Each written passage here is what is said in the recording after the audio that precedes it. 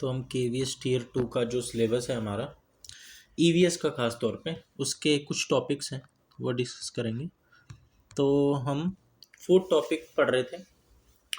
तो फूड में क्या है, EVS की ये जो मेन 6 थीम्स है उसमें से एक है। अब ये EVS की जो 6 थीम है वो आपको पता होनी चाहिए। वो कौन कौन सी है? Food, water, shelter, things we make and do. देखो, सबसे पहले फैमिली एंड फ्रेंड्स, फिर फूड, फिर शेल्टर, फिर वाटर, फिर ट्रैवल, फिर things we make and do.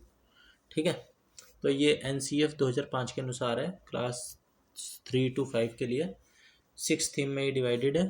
Friends and family है सबसे पहले, फिर उसके बाद है फूड, है ना, फिर उसके बाद है शेल्टर, फिर उसके बाद है वाटर, फिर उसके बाद है ट्रैवल, फिर उसके बाद है things we make and do.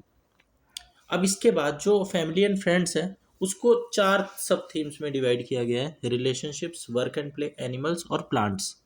ठीक है, तो ये जो फैमिली एंड फ्रेंड्स है उसकी सब थीम याद रखनी है, क्योंकि ये जो 6 थीम्स मेन वाली हैं वो तो सबको याद रहती हैं। जो डिसाइडिंग फैक्टर होता है वो सब थीम्स में होता है। ठीक है, तो relationship, work and play, animal और प्लांट्स ये भी हमारे फैमिली एंड फ्रेंड्स में ही आ जाते हैं। ठीक है, तो इसके बाद फूड में यही खाने पीने, पोषण और खाद्य पदार्थों से संबंधित चीज़ें होती हैं। आश्रय में रहने के स्थानों के बारे में बात होती हैं। वाटर में जल स्रोतों का उपयोग, ठीक है, और जल स्रोत के बारे में। यात्रा में परिवहन, भ्रमण, इन सब चीज़ों के बारे में बात होती है। अब बाद में जो छठी थीम है, things we make and do, हम चीज़ें कैसे बनाते हैं, वस्तुओं के निर्माण कार्य के बारे में, ये सारी चीज़ें इसमें आ जाती हैं। ठीक है, इसके बाद 1 मिनट, इसके बाद हाँ, तो हम फूड के टॉपिक को स्पेसिफिकली देख रहे थे। तो इसमें हमें क्या क्या करना है, इसमें जो सांस्कृतिक विविधता है, कल्चरल डाइवर्सिटी है, भोजन पकाने के तरीके हैं, खराब होने व संरक्षण, स्पॉइलेज एंड प्रिजर्वेशन के प्रति जागरूक करना, ये सारे टॉपिक आ जाते हैं। और बच्चों में रोज़मर्रा के भोजन जैसे लंच बॉक्स का उपयोग करके शिक्षण उपकरण में इसको कैसे उपयोग किया जा सकता है, इसके बारे में देखते हैं। तो सबसे पहले भोजन के स्रोत पौधे होते हैं। ठीक है, जिसमें हम क्या क्या चीज़ें खाते हैं, जड़, तना, पत्ते, फूल। ठीक है, और जानवर भी खाते हैं। ठीक है, सोर्सेस ऑफ फूड, जानवर भी है सोर्सेस ऑफ फूड में। ठीक है, इसके बाद मैं इसको आपको थोड़ा सा और डिटेल में बताता हूँ भोजन के स्रोतों के बारे में, सोर्सेस ऑफ फूड के बारे में। पौधे हमें जड़, जो जैसे कि गाजर एक जड़ है, तना जो कि आलू है, ठीक है, पत्ते जैसे कि पालक, फूल जैसे कि गोभी, फल और बीज प्रदान करते हैं। जानवर से हमें दूध, अंडे और मांस जैसे मुर्गी, मछली के स्रोत हैं। ठीक है, दोनों मिलकर संतुलित आहार बनाते हैं। और अब इसमें मैं आपको ये बता देता हूँ कि पौधों के से प्राप्त जो भोजन होते हैं, तो पौधों के विभिन्न भाग जो होते हैं वो खाने के कौन कौन से होते हैं, इसमें कन्फ्यूजन होती है। तो रूट्स, सबसे पहले ये जो गाजर है, मूली है, सलजम है, चुकंदर है, ये क्या है? रूट्स। ये इसकी जो हम खाते हैं, गाजर जो होता है वो इसका रूट होता है, रूट खाते हैं, जड़ खाते हैं। ठीक है, तो प्लांट का जो हम पार्ट खाते हैं वो जड़ है। ये गाजर, मूली, शलजम और चुकंदर, ये याद रखना है। फिर उसके बाद तना, स्टेम, हम किसका खाते हैं? आलू, अदरक, गन्ना। अब आलू और अदरक बेशक जमीन के नीचे होता है, ठीक है, लेकिन ये तना होता है, स्टेम होता है, वो उसकी जमीन के नीचे उगता है। ठीक है, आलू, अदरक और गन्ना, गन्ना तो चलो ऊपर उगता है, लेकिन आलू और अदरक में कंफ्यूज नहीं होना है जो रूट से। ठीक है, इसके बाद पत्ते, हमें पता ही है, पालक, पत्ता गोभी, मेथी, ये इन सब के हम पत्ते खाते हैं। फूल गोभी, ब्रोकली, केले का फूल खाया जाता है कई जगह। ठीक है, कचनार बोलते हैं शायद उसे, और कद्दू का फूल भी खाया जाता है कई जगह। इसके बाद फल और बीज, फल और बीज हम क्या क्या खाते हैं पेड़ का, जैसे आम है, सेब है, अंगूर है। ठीक है, ये सब क्या है? फल। बीज में हम ये जो अनाज है, ये इसकी बीज ही तो होती है। ठीक है, गेहूँ, चावल, दालें, ये सब क्या है? बीज है। जानवरों से प्राप्त जो भोजन है वो इसमें दूध सबसे पहले गाय का, भैंस का, बकरी का, ऊँट का, किसी का भी हो सकता है, ठीक है। फिर उसके बाद अंडे, एग्स, मुर्गी, बत्तख, क्वेल, क्वेल से प्राप्त, ठीक है, ये सब के अंडे खाता है इंसान। इसके बाद मांस खाता है, चिकन, मटन, मछली, ये सब चीज़ें खाता है, ठीक है, भोजन का स्रोत है। शहद मधुमक्खियों द्वारा जो प्राप्त होता है वो शहद भी इंसान खाता है। ये सब क्या है, जानवरों से प्राप्त भोजन है। इसके बाद भोजन के अन्य स्रोत भी हैं, जैसे कि फंजाई, मशरूम और खमीर, ये भी इंसान खाता है, फंजाई। शैवाल, एल्गी, समुद्री शैवाल, सीवीड और स्पिरुलिना, ये भी खाता है इंसान, ठीक है। तो ये मैंने आपको करवा दिया भोजन के स्रोत डिटेल में। इसके बाद क्षेत्रीय और सांस्कृतिक विविधता, भारत के विभिन्न राज्यों के प्रसिद्ध व्यंजन, ये भी मैं आपको थोड़ा सा डिटेल में करवा देता हूँ।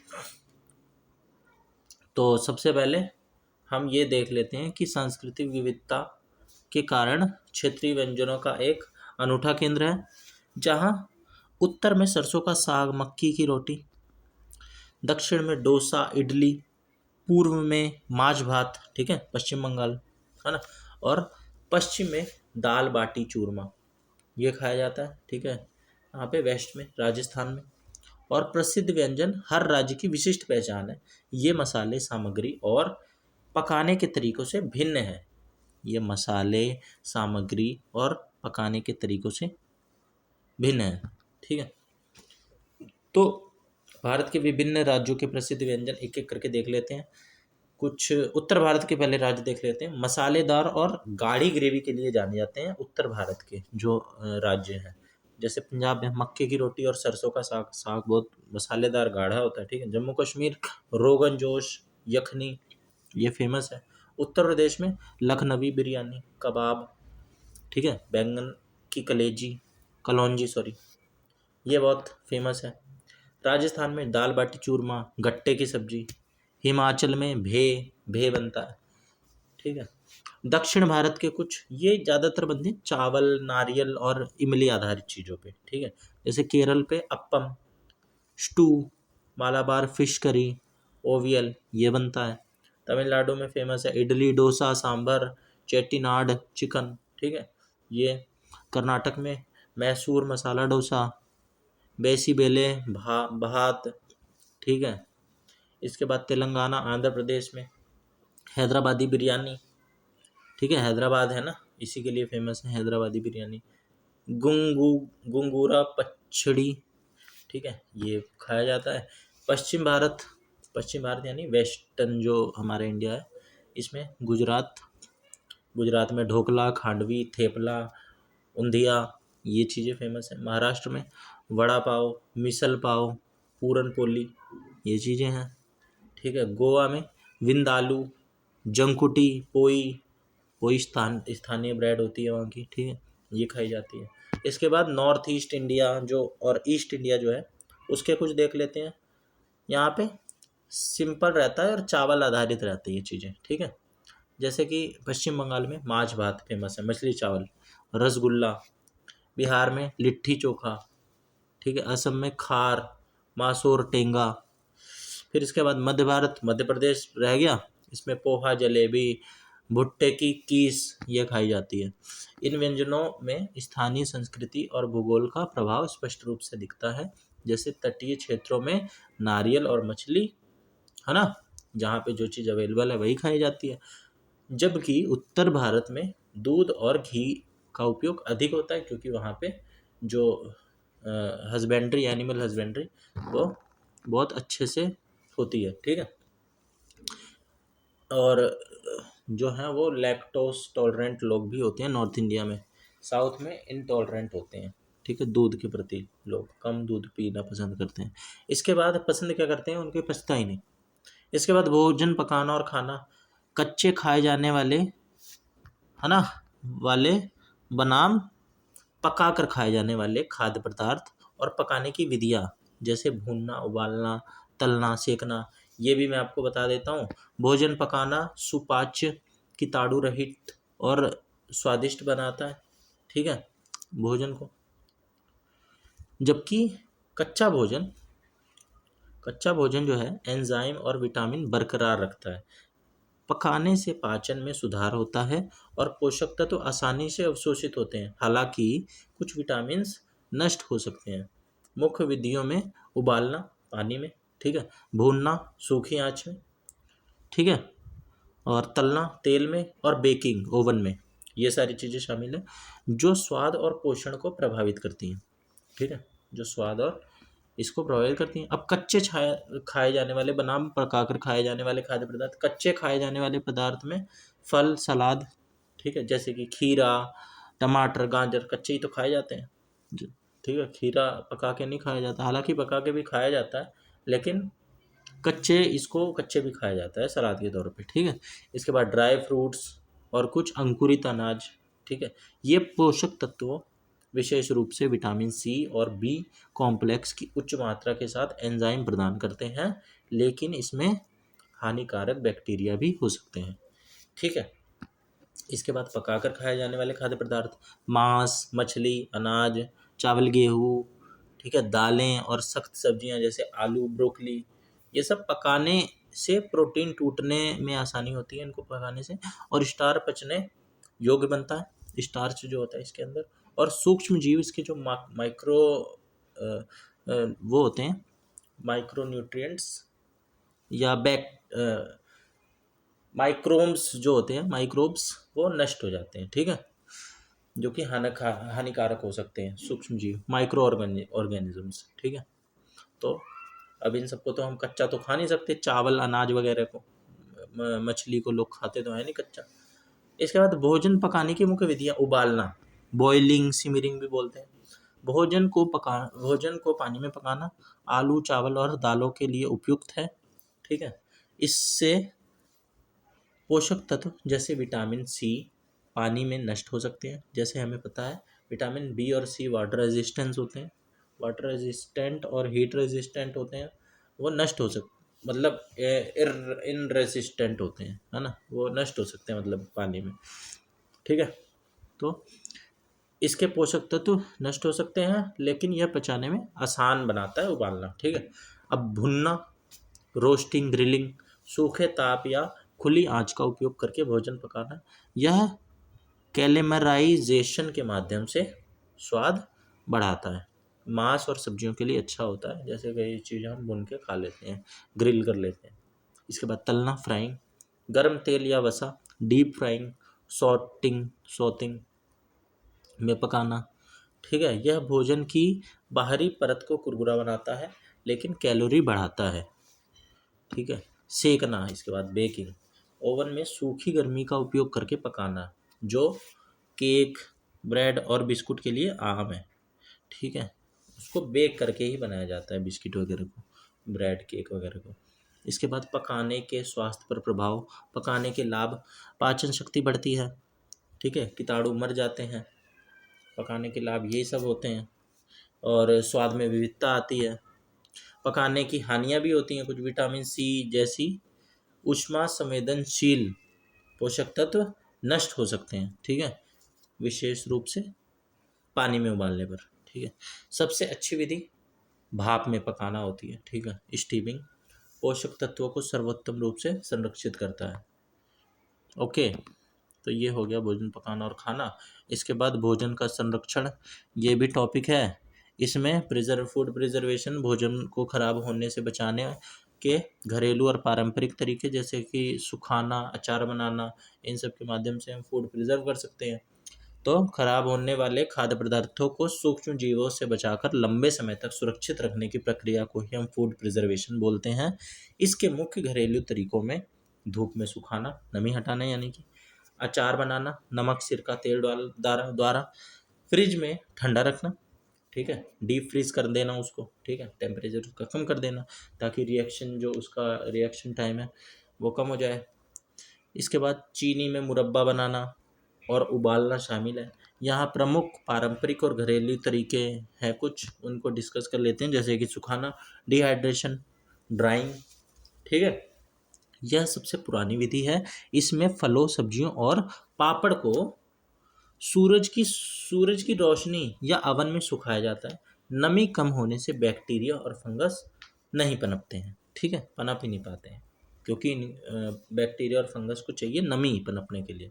अचार बनाना, इसके बाद पिकलिंग, ठीक है, पिकल बनाना। सब्जियों और फलों को नमक, सब्जियों और फलों को नमक, तेल और सिरके में डुबोकर रखा जाता है, ठीक है। सब्जियों और फलों को नमक, तेल और सिरके में डुबोकर रखा जाता है। नमक नमी सोख लेता है और सिरका सूक्ष्म जीवों को मारता है, ठीक है। इसके बाद चीनी या शहद में संरक्षण, शुगर प्रिजर्विंग। जामुन, आम और अन्य फलों को चीनी की चाशनी में फंसा पकाकर जैम, जेली या मुरब्बा बनाया जाता है, ठीक है। चीनी या शहद में संरक्षण। इसके बाद ठंडा करना, रिफ्रिजरेशन, रिफ्रिजरेशन या फ्रीजिंग। सब्जियों, फलों और तैयार भोजन को रेफ्रिजरेटर में कम तापमान पर पकाकर खराब होने से बचाया जाता है, ठीक है, ठंडा करके। इसके बाद उबालना, बॉइलिंग, पाश्चराइजेशन भी बोलते हैं इसे हम। दूध या अन्य तरल पदार्थों को उबालकर उसमें मौजूद बैक्टीरिया को नष्ट किया जा सकता है, ठीक है।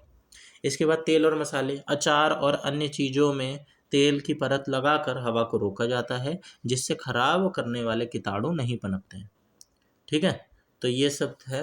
अब इसके कुछ लाभ हैं भोजन संरक्षण के। भोजन की बर्बादी को कम करता है, ठीक है। बेमौसम फल और सब्जियां उपलब्ध कराता है, ठीक है। भोजन की पौष्टिकता और स्वाद को लंबे समय तक बनाए रखता है, ठीक है, ठीक है। इसके बाद कॉन्सेप्ट कुछ और आ सकते हैं पेपर में, जैसे कि सांस्कृतिक विविधता। भारत में भोजन स्थान और जलवायु के अनुसार बदलता है, ठीक है। प्राइमरी क्लासेस में लंच बॉक्स, टिफिन विभिन्न संस्कृतियों और आदतों को सिखाने का सबसे शक्तिशाली और व्यावहारिक उपकरण है, ठीक है, प्रैक्टिकल है ना। भोजन का संरक्षण, इसके बाद, ठीक है। भोजन के संरक्षण में बच्चों को यह सिखाना कि कुछ चीज़ें जल्दी खराब होती हैं, जैसे कि दूध, टमाटर, ठीक है। इन्हें हम क्या बोलते हैं, इसे हम बोलते हैं पेरिशेबल आइटम्स, ठीक है। पेरिशेबल आइटम ये जल्दी खराब हो जाते हैं। इसके बाद और कुछ महीनों तक चलती हैं कोई चीज़ें, जैसे कि चावल, अचार, ठीक है। नमी यानी कि मॉइस्चर को हटाना संरक्षण का एक प्रमुख सिद्धांत है। मॉइस्चर हटा दो, ठीक है, बैक्टीरिया, फंगाई ये सब पनपेंगे ही नहीं। इसके बाद शिक्षण दृष्टिकोण क्या हो सकता है, इसमें टीचिंग पर्सपेक्टिव क्या डाल सकते हैं हम, इसमें आ सकता है क्वेश्चन। मिड डे मील यानी मध्याह्न भोजन, समानता और एक साथ बैठकर खाने की आदत कम्युनिटी ईटिंग विकसित करने का एक महत्वपूर्ण पेडागोगिकल हिस्सा है, ठीक है। अब कुछ क्वेश्चन सबसे ज़्यादा पूछे जाने वाले विचार ऐसे ऐसे हो सकते हैं। विभिन्न राज्यों के लिए विशिष्ट भोजन, जैसे केरल में टैपियोका और नारियल, ठीक है। कश्मीर में सरसों के तेल में पकी मछली, है ना। इसके बाद गोवा में नारियल के तेल में पकी समुद्री मछली, ये सारी चीज़ें। इसके बाद वैचारिक जाल, कुछ कॉन्सेप्चुअल ट्रैप्स ऐसे हो सकते हैं, जैसे कि भोजन संरक्षण के वैज्ञानिक और घरेलू तरीकों में अंतर, ठीक है। परीक्षा में हमेशा घरेलू पारंपरिक तरीकों जैसे कि धूप में सुखाना या उबालना को प्राथमिकता दी जाती है, जो कि बच्चे अपने घर में देखते हैं। अब वो साइंटिफिक तरीका थोड़ा ना लगाएंगे भाई, वो उनकी डेली लाइफ से कनेक्ट करना है हमें, ठीक है। इसके बाद एक्सपेक्टेड क्वेश्चंस पैटर्न्स कैसे कैसे आ सकते हैं। क्लासरूम सिनेरियो क्वेश्चन आ सकते हैं, जैसे क्लास 4th में फूड की वेस्टेज का टॉपिक पढ़ाने के लिए कौन कौन सी एक्टिविटी कर सकते हैं भाई, हम उनको अवेयर कराना, ठीक है। उनको सेंसिटाइज करवाना, उनको बताना कि ये किन किन प्रोसेस से होते हुए आता है हमारे पास, है ना। अनाज, दालें, फल और सब्जियों का उचित भंडारण करना, ठीक है। भोजन के दौरान बचा हुआ खाना छोड़ना नहीं चाहिए, ये सब बताना। अतिरिक्त भोजन को फ्रिज में रखना चाहिए और उसका पुनः उपयोग करना चाहिए, सारी चीज़ें उनको बताना बच्चों को, ठीक है। तो ये सारी चीज़ें बता सकते हैं। बाकी ऐसे क्वेश्चन आ सकते हैं कि एक लिस्ट दे दी राज्यों की, दूसरी लिस्ट दे दी पसंदीदा भोजन की, उसको मैचिंग करने का दे दिया, ठीक है। इसके बाद सबसे पहले हमें क्वेश्चन आए तो पहचानना है उसकी डाइवर्सिटी, संरक्षण, ठीक है, प्रिजर्वेशन, लंच बॉक्स, परिवार की क्या भूमिका, इन सारे वर्ड्स को खोजना है, ठीक है। अब जैसे कि रटने, है ना, चार्ट बनवाने या सिर्फ पाठ्य पुस्तक टेक्स्ट बुक से रीडिंग कराने वाले विकल्प को हमें खारिज कर देना है, ठीक है, नेगेटिव ऑप्शन होते हैं। इसके बाद जल्दी जल्दी हमें हल करना है, स्पीड एकदम मेंटेन रखनी है पेपर में। पेपर हमेशा छूट जाता है और जिसका पेपर छूट गया वो ऑटोमेटिक रेस से बाहर, उसकी सारी मेहनत धरी की धरी, ठीक है। एट लीस्ट अटेम्प्ट तो पूरा करना है, बाद में नॉलेज चेक होगी कि आपकी नॉलेज पूरी है या नहीं, लेकिन पहले रेस में रहने के लिए अटेम्प्ट तो पूरा करो भैया, ठीक है।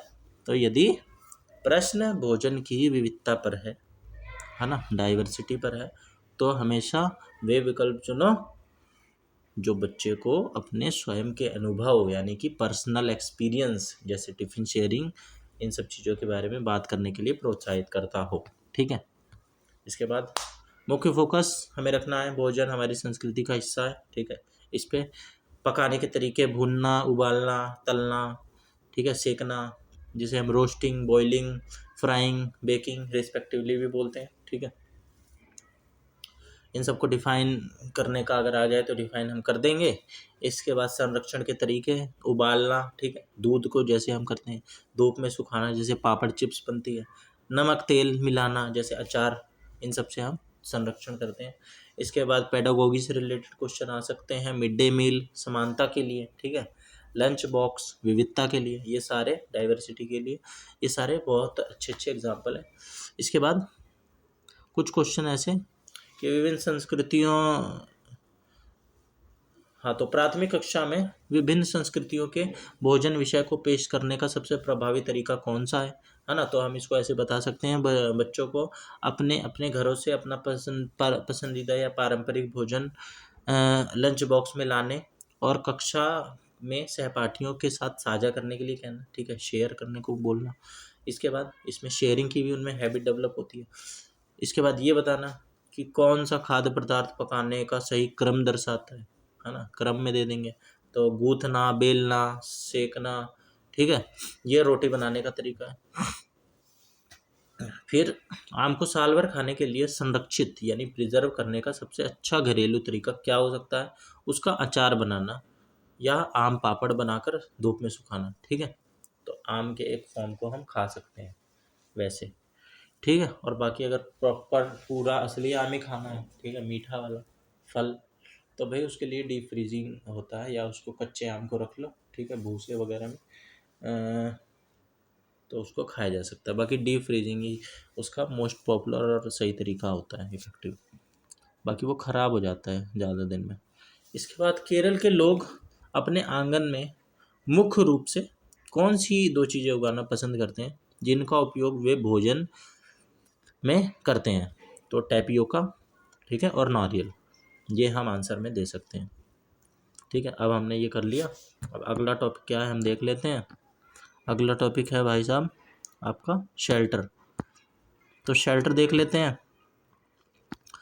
देखो भैया, पेपर तो है, पेपर आते हैं हमेशा, टाइम हमें हमेशा मिलता है, ठीक है, लेकिन जब आखिरी के 10-12 दिन रह जाते हैं ना, तब हम सोचते हैं we are running out of time, ठीक है, but we can't do anything, these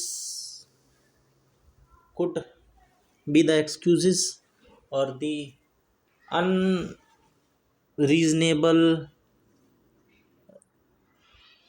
arguments or the unjustifiable things which we are trying to justify just to make our sure that we are capable, but it is just time, but we already had time in the past. But for me, uh, because I'm feeling this same feeling right now, and this makes me anxious or very desperate that if I had 1 month or 2 months, then I could do more better.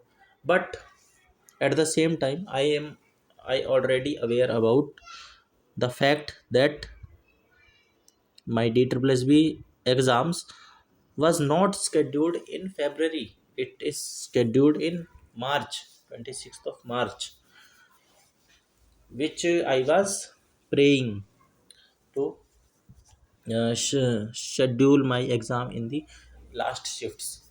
So it gave me 1 month, and I was like, now I can do, and I can do better. But now, yeah, everything is a little better, but not that better, which is required. So anyway, we can't do anything all about all these things. We just have to work. We just have to study in this meantime, nothing else, without wasting time on anything else. I am a human, and everyone is human.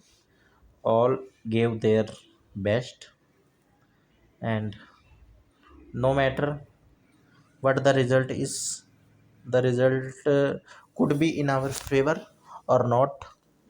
It is not in our control, but at least we can try always. So never stop building yourself, growing, and work on yourself.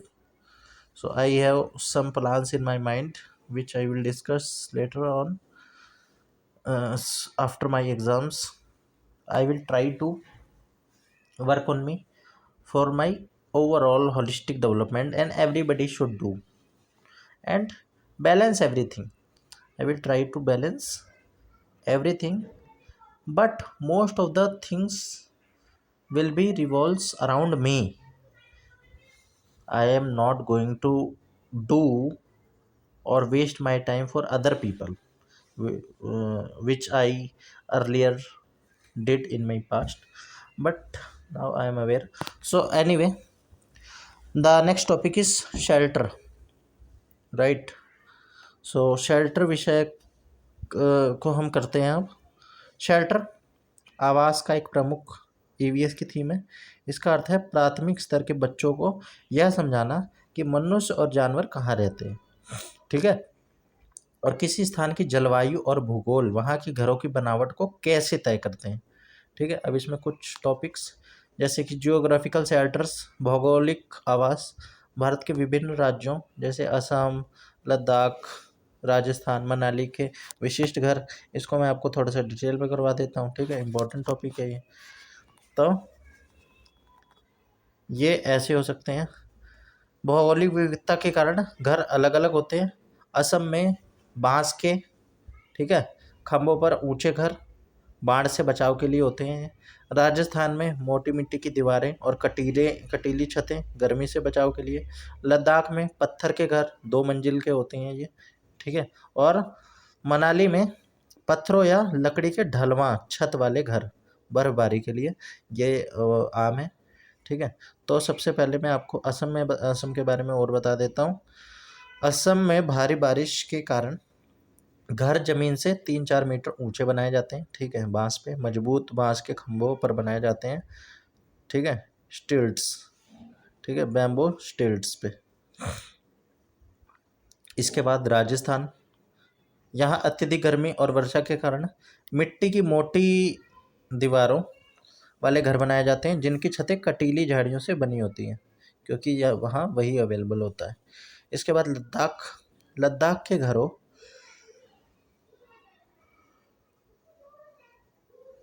Ladakh के घर पत्थरों के बने होते हैं जिनमें दीवारें मिट्टी और चूने से ढकी होती हैं।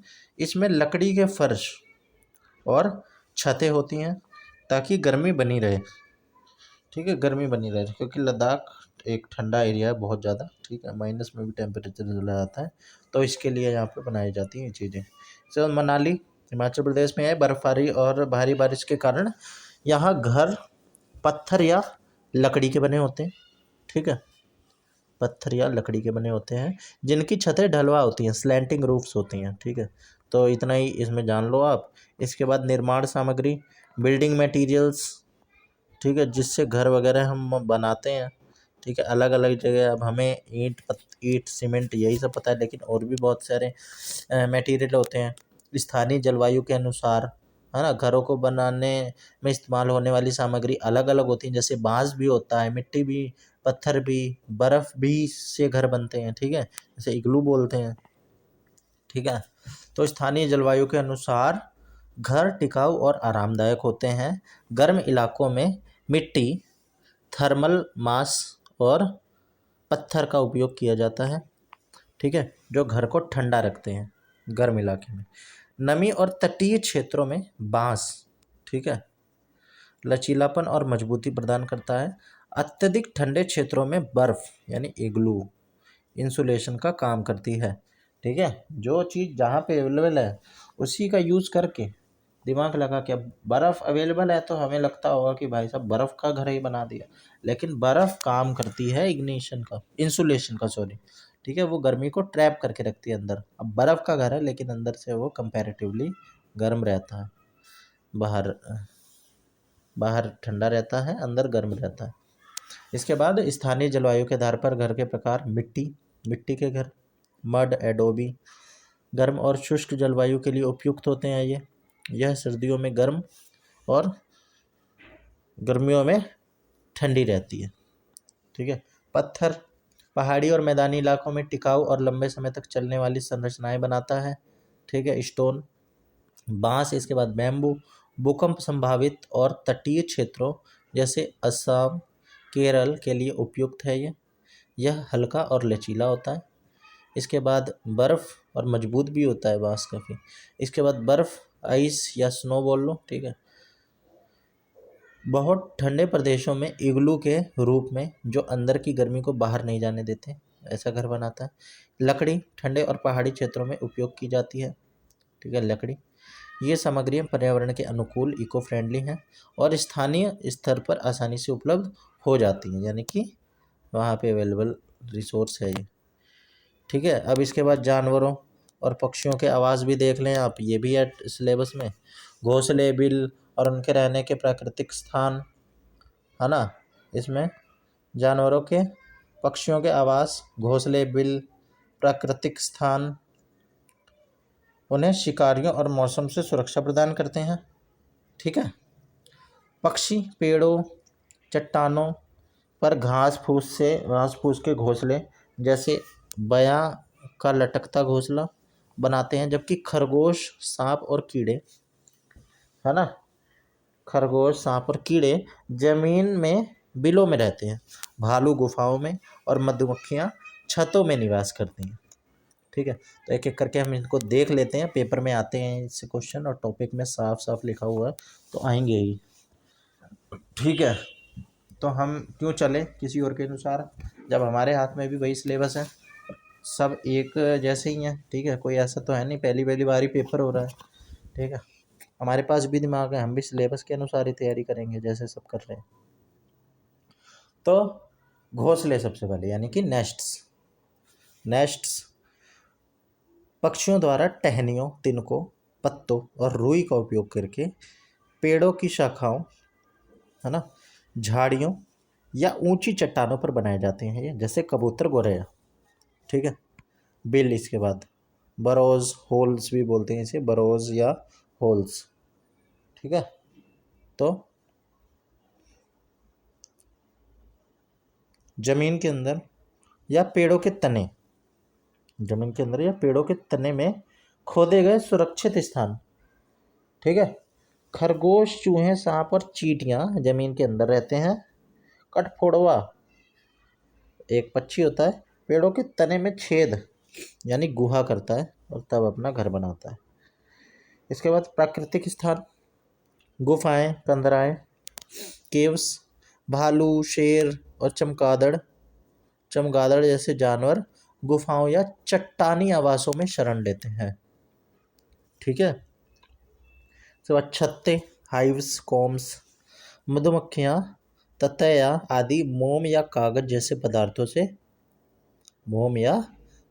पदार्थों से छत्ते बनाते हैं।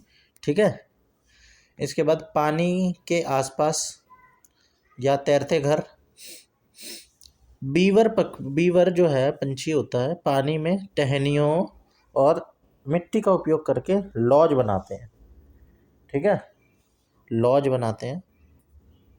बत्तख और अन्य जल पक्षी पानी के पास घास या तैरते हुए मंचों पर घोंसला बनाते हैं। ठीक है, बत्तख और अन्य जल पक्षी। इसके बाद मानव निर्मित संरचनाएं। कबूतर, गौरैया जैसे पक्षी अक्सर घरों की छत पर, खिड़की के कोनों पर या बरामदों में घोंसला बनाते हैं। ये मानव निर्मित संरचनाओं पे ही बना लेते हैं अपना। ठीक है, इसके बाद प्रत्येक प्रजाति का आवास उनके पालन पोषण, भोजन और सुरक्षा की जरूरत के अनुसार विशिष्ट होता है, अलग अलग होता है। ठीक है, तो ये है। इसके बाद हम कुछ कॉन्सेप्ट वाली चीज़ें देख लेते हैं। असम, वहाँ भारी बारिश होती है, इसलिए घर ज़मीन से 10-12 फीट या 3 से 3.5 मीटर ऊंचे बांस के खंभों, स्टिल्ट्स पर बनाए जाते हैं। ठीक है, ये याद रखना है। यहाँ ये डायरेक्ट एनसीईआरटी बेस्ड है भाई साहब, डायरेक्ट एनसीईआरटी बेस्ड है। यहीं से क्वेश्चन फंसते हैं, यहीं से क्वेश्चन आते हैं। ठीक है, अब भाई ऐसे ही करना पड़ेगा। इसके बाद लद्दाख, यहाँ बहुत ठंड होती है। ठीक है, घर पत्थरों को काटकर एक एक के ऊपर एक रखकर बनाए जाते हैं। ठीक है, दीवारें जो है वहाँ पे मिट्टी और चूने से पुती होती हैं। छतें समतल होती हैं, फ्लैट होती हैं, जिनका उपयोग फसल सुखाने के लिए किया जाता है। ठीक है, वहीं पे डाल के फसलें सुखाई जाती हैं छत पे। इसके बाद मनाली, जो हिमाचल प्रदेश में है, यह एक पहाड़ी इलाका है जहाँ बारिश और बर्फबारी दोनों होती है। यहाँ घर पत्थर या लकड़ी के बनते हैं, और छतें ढलवां होती हैं, स्लोपिंग होती हैं। इसके बाद राजस्थान, हमें पता है गर्मी बहुत होती है, गर्मी के कारण यहाँ घर मिट्टी के बनाए जाते हैं, दीवारें बहुत मोटी होती हैं और छतें कटीली झाड़ियों यानी कि थॉर्नी बशिस से बनी होती हैं। डन। फिर उसके बाद हम कुछ इम्पोर्टेंट कुछ वो देख लेते हैं, क्या क्या चीज़ें हो सकती हैं। किसी विशेष राज्य की जलवायु का वर्णन करके वहाँ के घर की पहचान करवाने वाली चीज़ें आ जाती हैं पेपर में। ठीक है, इसके बाद कॉन्सेप्चुअल ट्रैप्स आ जाते हैं, जैसे लद्दाख और मनाली के घरों के बीच में कन्फ्यूज़न हो जाती है, क्योंकि हमें लगता है दोनों ही ठंडे ठंडे हैं। तो हमें याद रखना है, मनाली में छतें ढलवा होती हैं, स्लोपिंग होती हैं, ताकि बर्फ़ फिसल सके और निकल जाए, जबकि लद्दाख में छतें फ्लैट होती हैं। ठीक है, उसके बाद कुछ कंफ्यूजिंग एरिया। असम के घरों की ऊंचाई हमेशा 10-12 फीट याद रखनी है। ठीक है, या 3 या 3.5 मीटर याद रखनी है, फैक्चुअल है डायरेक्ट। ठीक है, फिर उसके बाद कुछ क्वेश्चंस आ जाते हैं, जैसे कि ऐसे स्टेटमेंट बेस्ड आ जाते हैं। मैं एक ऐसे इलाके से आता हूँ जहाँ बहुत बारिश होती है, इसलिए हमारे घर बांस के खंभों पर बने हैं। छात्रों को राज्य पहचानना होगा, जो कि असम है। ठीक है, मैचिंग ऑप्शन क्वेश्चंस वाले आ जाते हैं, एक तरफ राज्यों के नाम और दूसरी तरफ घरों के प्रकार का मिलान आ जाता है। इसके बाद पेडागोगी क्वेश्चंस भी आ सकते हैं भैया, कोई भरोसा नहीं, वैसे नहीं आएंगे क्योंकि सिलेबस में स्पेसिफाई नहीं है। ठीक है, बाकी कुछ कह नहीं सकते। कक्षा 3 में आवास पढ़ाने के लिए सबसे अच्छी विधि क्या है? तो इसको हम ऐसे बता सकते हैं, स्थानीय घरों का भ्रमण या बच्चों को उनके घरों के बारे में बात करने के लिए प्रेरित करना। ठीक है, डाइवर्स क्लासरूम होगा तो सब अपने अपने कल्चर के या जियोग्राफिकल लोकेशंस पे जो उनके घर हैं उनके बारे में बताएंगे। इसके बाद कुछ तरीके ऐसे हो सकते हैं जिसको हम आसानी से कर सकते हैं, जैसे पहचानने, कीवर्ड्स ढूंढें, प्रश्न में कीवर्ड्स खोजें, जैसे बांस दिख जाए तो असम, बैम्बू, मिट्टी और झाड़ियाँ दिख जाए, मड और बशिस दिख जाए तो राजस्थान, समतल छत और 2 मंजिल दिख जाए तो क्या, लद्दाख, फ्लैट रूफ और 2 फ्लोर्स लद्दाख का। ये गलत विकल्पों को हटा दें, एलिमिनेशन। ठीक है, यदि बारिश वाले क्षेत्र का प्रश्न है तो मिट्टी के घरों वाले विकल्प को तुरंत हटा दो। अब इसके बाद स्पीड, वही वाली बात, राज्यों की जलवायु की मानसिक छवि, मेंटल इमेज बनाओ। ठीक है, और जलवायु को देख के घर का प्रकार डिसाइड कर लो, ठीक है, अगर नहीं भी याद आ रहा है तो। इसके बाद शॉर्ट में देख लेते हैं। भारी बारिश असम में होती है, ठीक है। बांस के खंभे 10-12 फीट, ठीक है। इसके बाद मनाली, बारिश प्लस बर्फ़, पत्थर और लकड़ी से बनी हुई छतें, ढलवा छतें। इसके बाद लद्दाख, ठंडा रेगिस्तान, ठीक है, कोल्ड डेजर्ट भी बोलते हैं इसे। पत्थर, 2 मंजिल वाली घर होते हैं, समतल छत होती है। भूतल यानी ग्राउंड फ्लोर जानवरों के लिए होता है, ये याद रखना है, ठीक है। राजस्थान, भारी गर्मी, मोटी मिट्टी की दीवारें, कटीली छतें। श्रीनगर, पानी पर तैरते घर होते हैं, हाउस बोट और डोंगा बोलते हैं हम इसे, ठीक है। इग्लू, बर्फ़ का घर, एस्किमो लोग रहते हैं इसमें, ठीक है। उसके बाद हमारे इलाके में बहुत बारिश होती है, इसलिए हमारे घर ज़मीन से 10-12 फीट ऊंचे होते हैं। ये है असम, ठीक है। लेह लद्दाख के घरों की सबसे प्रमुख विशेषता क्या है?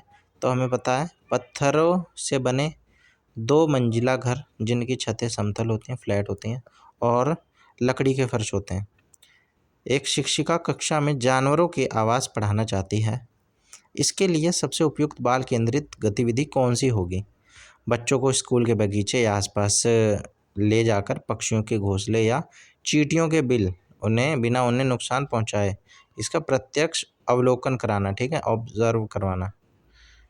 राजस्थान के ग्रामीण इलाकों में घरों की दीवारें मोटी मिट्टी की क्यों बनाई जाती हैं? ताकि बाहर की भीषण गर्मी घर के अंदर ना आ सके, इंसुलेशन के लिए होती है वो, ठीक है। मनाली और लद्दाख के घरों की छतों में क्या अंतर होता है मेन? तो मनाली की छतें ढलवा होती हैं, स्लोपिंग होती हैं, जबकि लद्दाख में छतें फ्लैट होती हैं। अब ये हो गया हमारा शेल्टर टॉपिक भी, है ना। अब भाई साहब बहुत सारे टॉपिक रह गए हैं और टाइम भी कम रह गया है, लेकिन करते जाओ करते जाओ, ठीक है, धीरे धीरे करके ही होता है। धीरे धीरे रेमना धीरे सब कुछ होए, माली सींचे 100 घड़ा, ऋतु आए फल होए, ठीक है। जब टाइम आता है ना तभी होता है, अब हमें नहीं पता वो टाइम कब आएगा। तो अब इसके बाद ये शेल्टर हो गया। अब वाटर कर लेते हैं, वाटर ट्रैवल ये रह गया ना, वाटर करते हैं। तो वैसे तो ये जनरल से ही टॉपिक है, लेकिन अब इसमें कुछ स्पेसिफिक चीज़ें भी हैं, जैसे ये छतें 10 से 12 फीट, 3 से 3.5 मीटर, ये सारी चीज़ें इतनी याद नहीं होती हैं, तो इसको हमें डायरेक्ट एनसीईआरटी बेस्ड ही करना होगा, क्योंकि आ सकती है भैया कहीं से भी, ठीक है। बाकी जो 1st to 5th है, जो सिलेबस, जो बुक्स, उसको पढ़ने में टाइम वेस्ट होगा, उसको पढ़ा जा सकता था अगर टाइम होता तो, ठीक है। पढ़ा तो सब कुछ ही जा सकता है भैया इस दुनिया में जो भी है, ठीक है, ज्ञान ही होगा, लेकिन उसको भी पढ़ा जा सकता था, क्योंकि वो आने की संभावना 1% है, लेकिन है तो, ठीक है। लेकिन कोई बात नहीं, जो सिलेबस दिया हुआ है खाली उसी पे स्टिक रहते हुए हम करते हैं। तो पानी है 6 थीम में से एक विषय है ये वाटर, ठीक है। तो ये चेक करना होता है, इसमें ये चेक करा जा सकता है पेपर में कि पानी के दैनिक उपयोग, जल के स्थानीय स्रोतों, इसके संरक्षण और जल जनित बीमारियों के बारे में व्यावहारिक ज्ञान देना जानते हैं कि नहीं हम, ठीक है। तो इसमें वैज्ञानिक सूत्रों जैसे H2O के बजाय बच्चों के वास्तविक जीवन के अनुभव पर जोर दिया जाना चाहिए, ठीक है। अब कुछ इसके टॉपिक्स ऐसे हो सकते हैं, जैसे जल के स्रोत, sources of water, NCERT based, ठीक है। वर्षा, नदियाँ, कुएं, तालाब, पारंपरिक स्रोत जैसे कि बावड़ी, स्टेप वेल्स, ये सब मैं आपको करवा देता हूँ। जल के प्रमुख स्रोतों में वर्षा, जो कि प्राथमिक स्रोत है, नदियाँ, झीलें, तालाब, ग्लेशियर और भूजल जैसे कि कुएं, हैंडपंप, ये सब शामिल है। ये प्राकृतिक और मानव निर्मित जैसे कि बांध, नहरें, बावड़ी, इन रूपों में उपलब्ध है।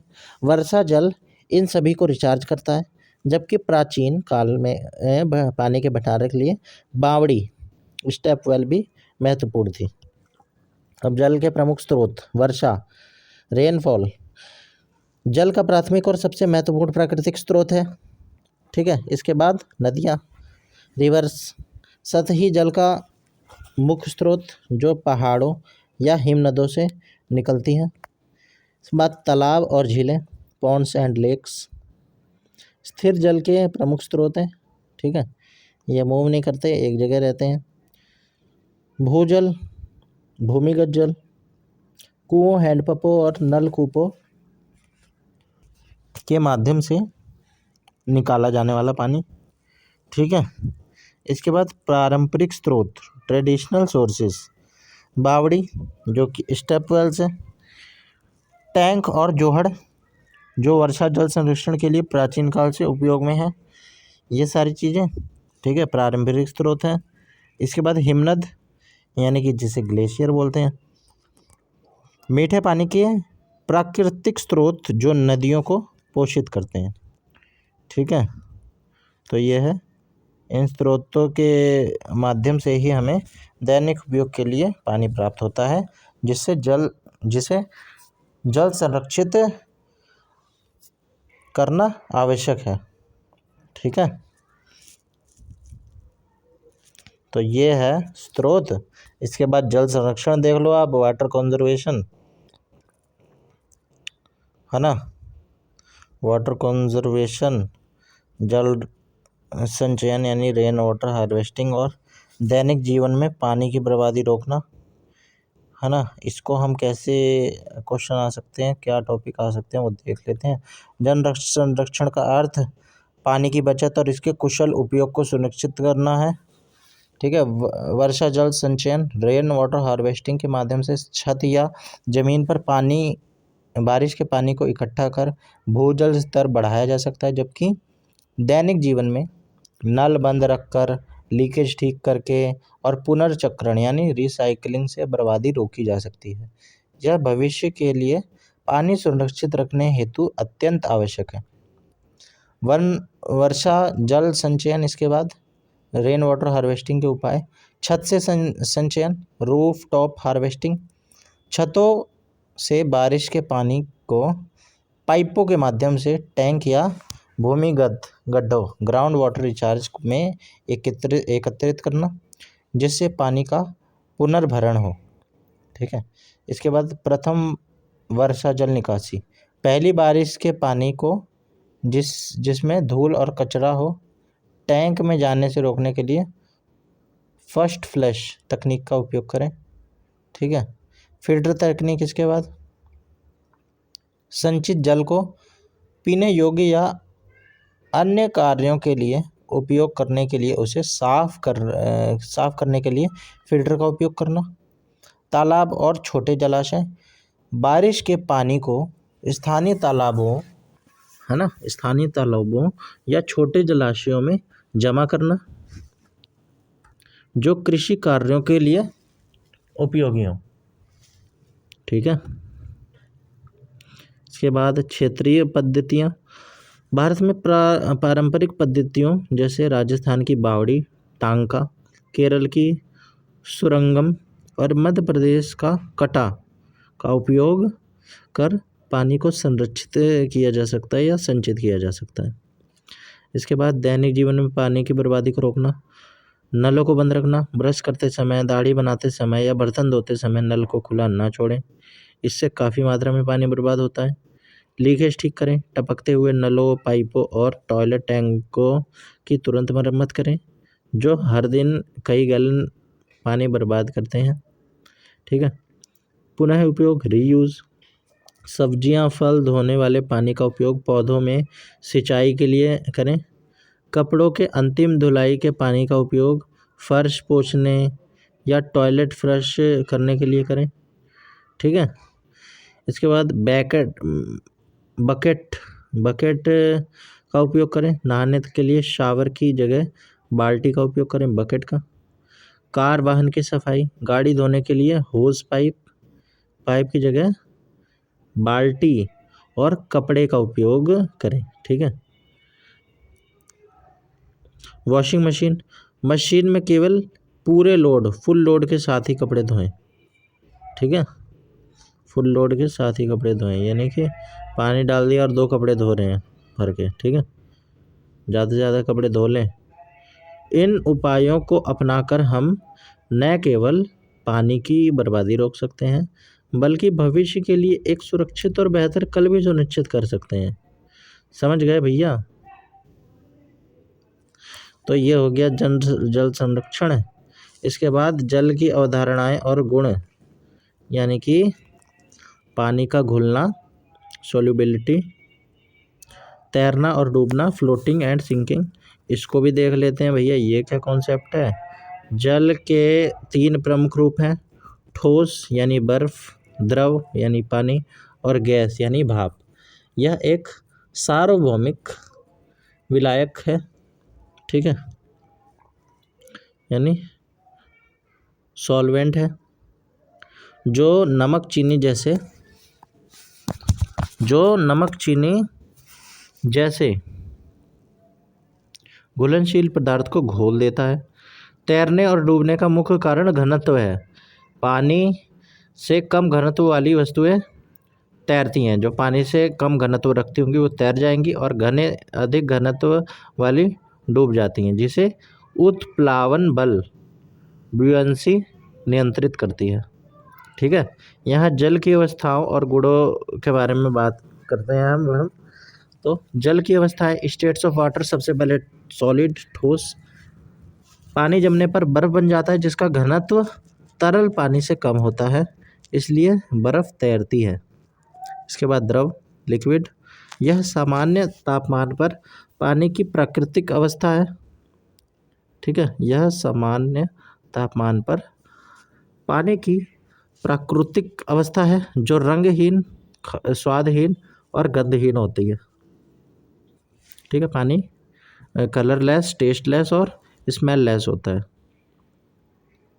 या ओडरलेस। इसके बाद गैस, यानी कि पानी गर्म होने पर भाप यानी कि वाष्प में बदल जाता है, ठीक है, किसमें, वेपर में चेंज हो जाता है, वेपर में। इसके बाद पानी का घुलना, सोल्यूबिलिटी।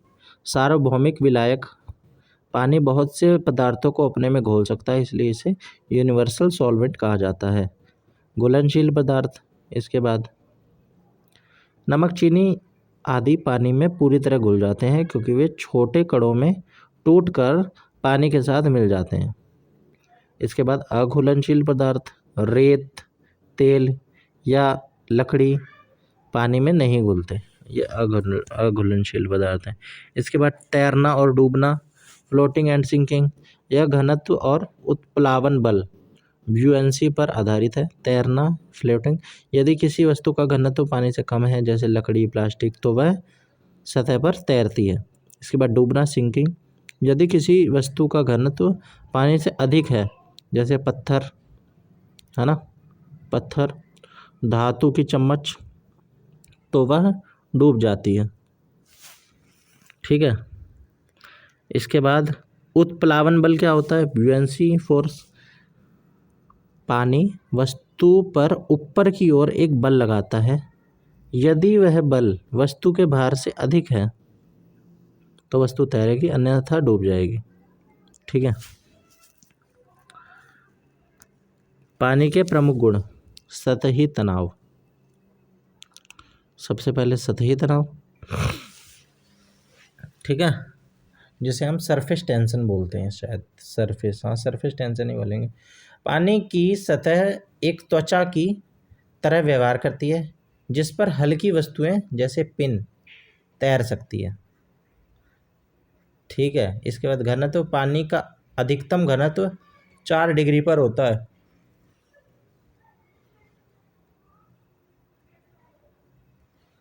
तो मैक्सिमम डेंसिटी होती है 4 डिग्री पर पानी की। इसके बाद बर्फ का घनत्व, तरल पानी की तुलना में कम होने के कारण बर्फ तैरती है। तरल पानी की तुलना में कम होने के कारण घनत्व का बर्फ तैर जाती है। ठीक है, तो ये था भैया। इसके बाद जल और बीमारियां।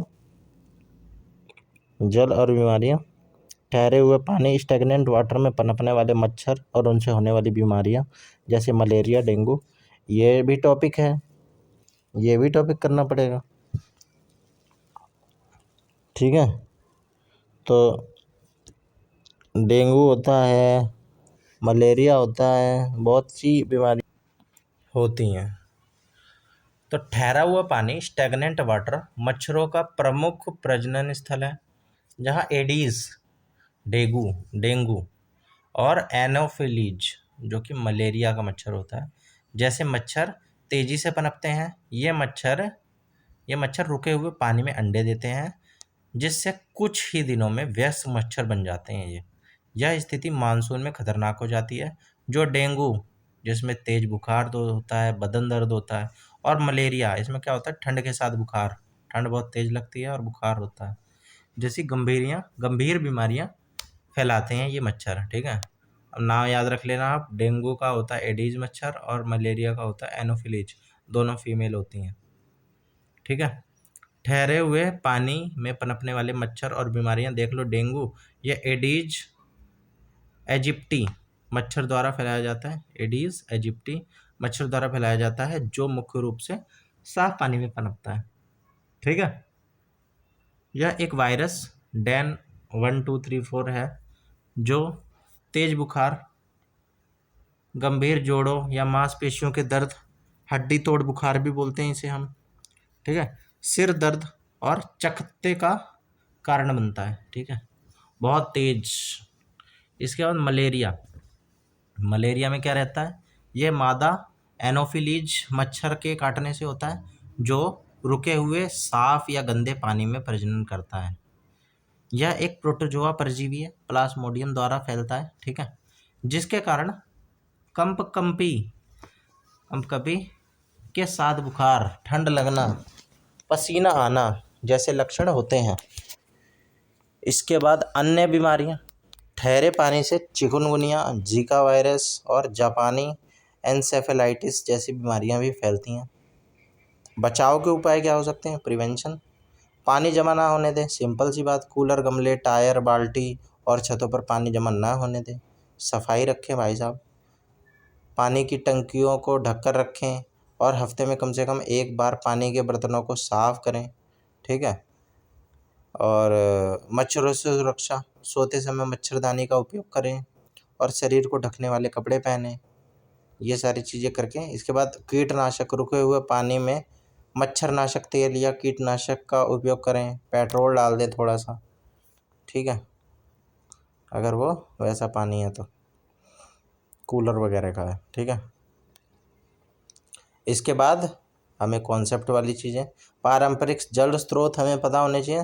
पहले के समय में पानी इकट्ठा करने के लिए बावड़ी, सीढ़ीदार कुएं और टांका राजस्थान में बनाए जाते थे। ये पढ़ना सामुदायिक इतिहास और जल के महत्व को जोड़ता है। ठीक है, इसके बाद ठहरा हुआ पानी और बीमारियां, बारिश के बाद गड्ढों, पुराने टायरों या गमलों में पानी भर जाता है, जहां मच्छर अंडे देते हैं। पानी में तेल डालने से मच्छरों का प्रजनन रुक जाता है, सरफेस टेंशन कम हो जाती है इस बारे। ठीक है, तो टीचिंग पर्सपेक्टिव क्या हो सकता है? कक्षा में पानी के बिल, वाटर बिल पर चर्चा करना, या बच्चों से घर पर पानी के उपयोग का चार्ट बनवाना।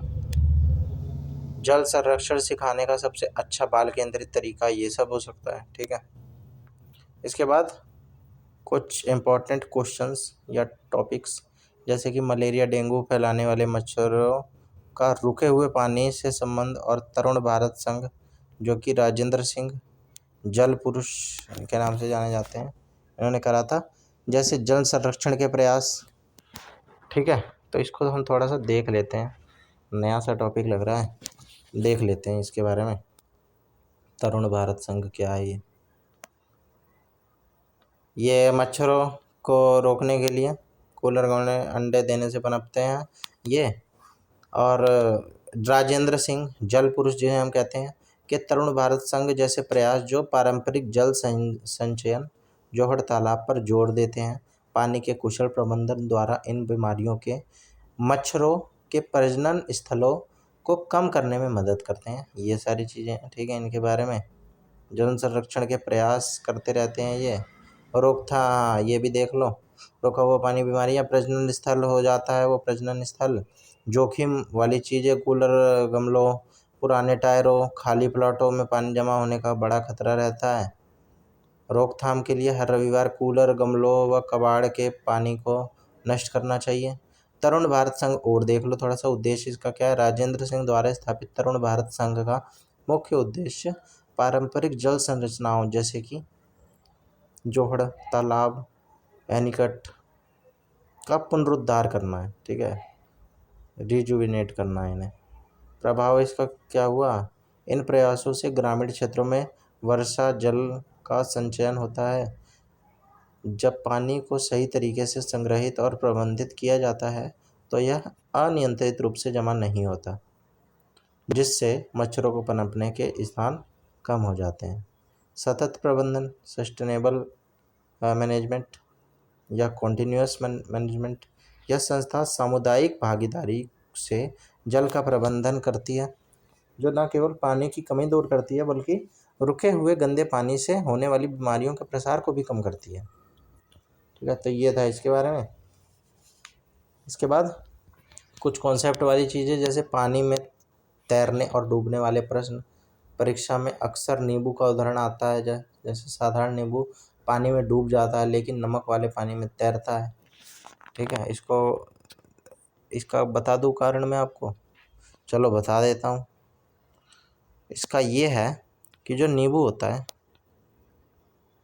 नींबू इसलिए डूबता है क्योंकि पानी का घनत्व, जो नींबू का घनत्व है वो अधिक होता है, पानी का घनत्व कम होता है ना, कंपैरेटिव टू नींबू का घनत्व, डेंसिटी। वहीं नमक वाले पानी में नींबू तैरता है क्योंकि नमक घुलने से पानी का घनत्व बढ़ गया, जिससे वह नींबू की तुलना में अधिक घना हो जाता है और अधिक उत्प्लावन बल यानी ब्यूएंट फोर्स लगाता है। यह घनत्व आधारित उत्प्लावन का सिद्धांत है। ठीक है, डेंसिटी की वजह से होता है ये। नॉर्मल पानी में डूब जाता है और डेंसिटी बढ़ाने पे यानी नमक घोलने पर वो तैर जाता है। ठीक है, तो यही है इसमें ब्लूएंट फोर्स आपको पता होना चाहिए। खारा पानी नींबू पर अधिक उत्प्लावक बल लगाता है ना। तो ये था भैया।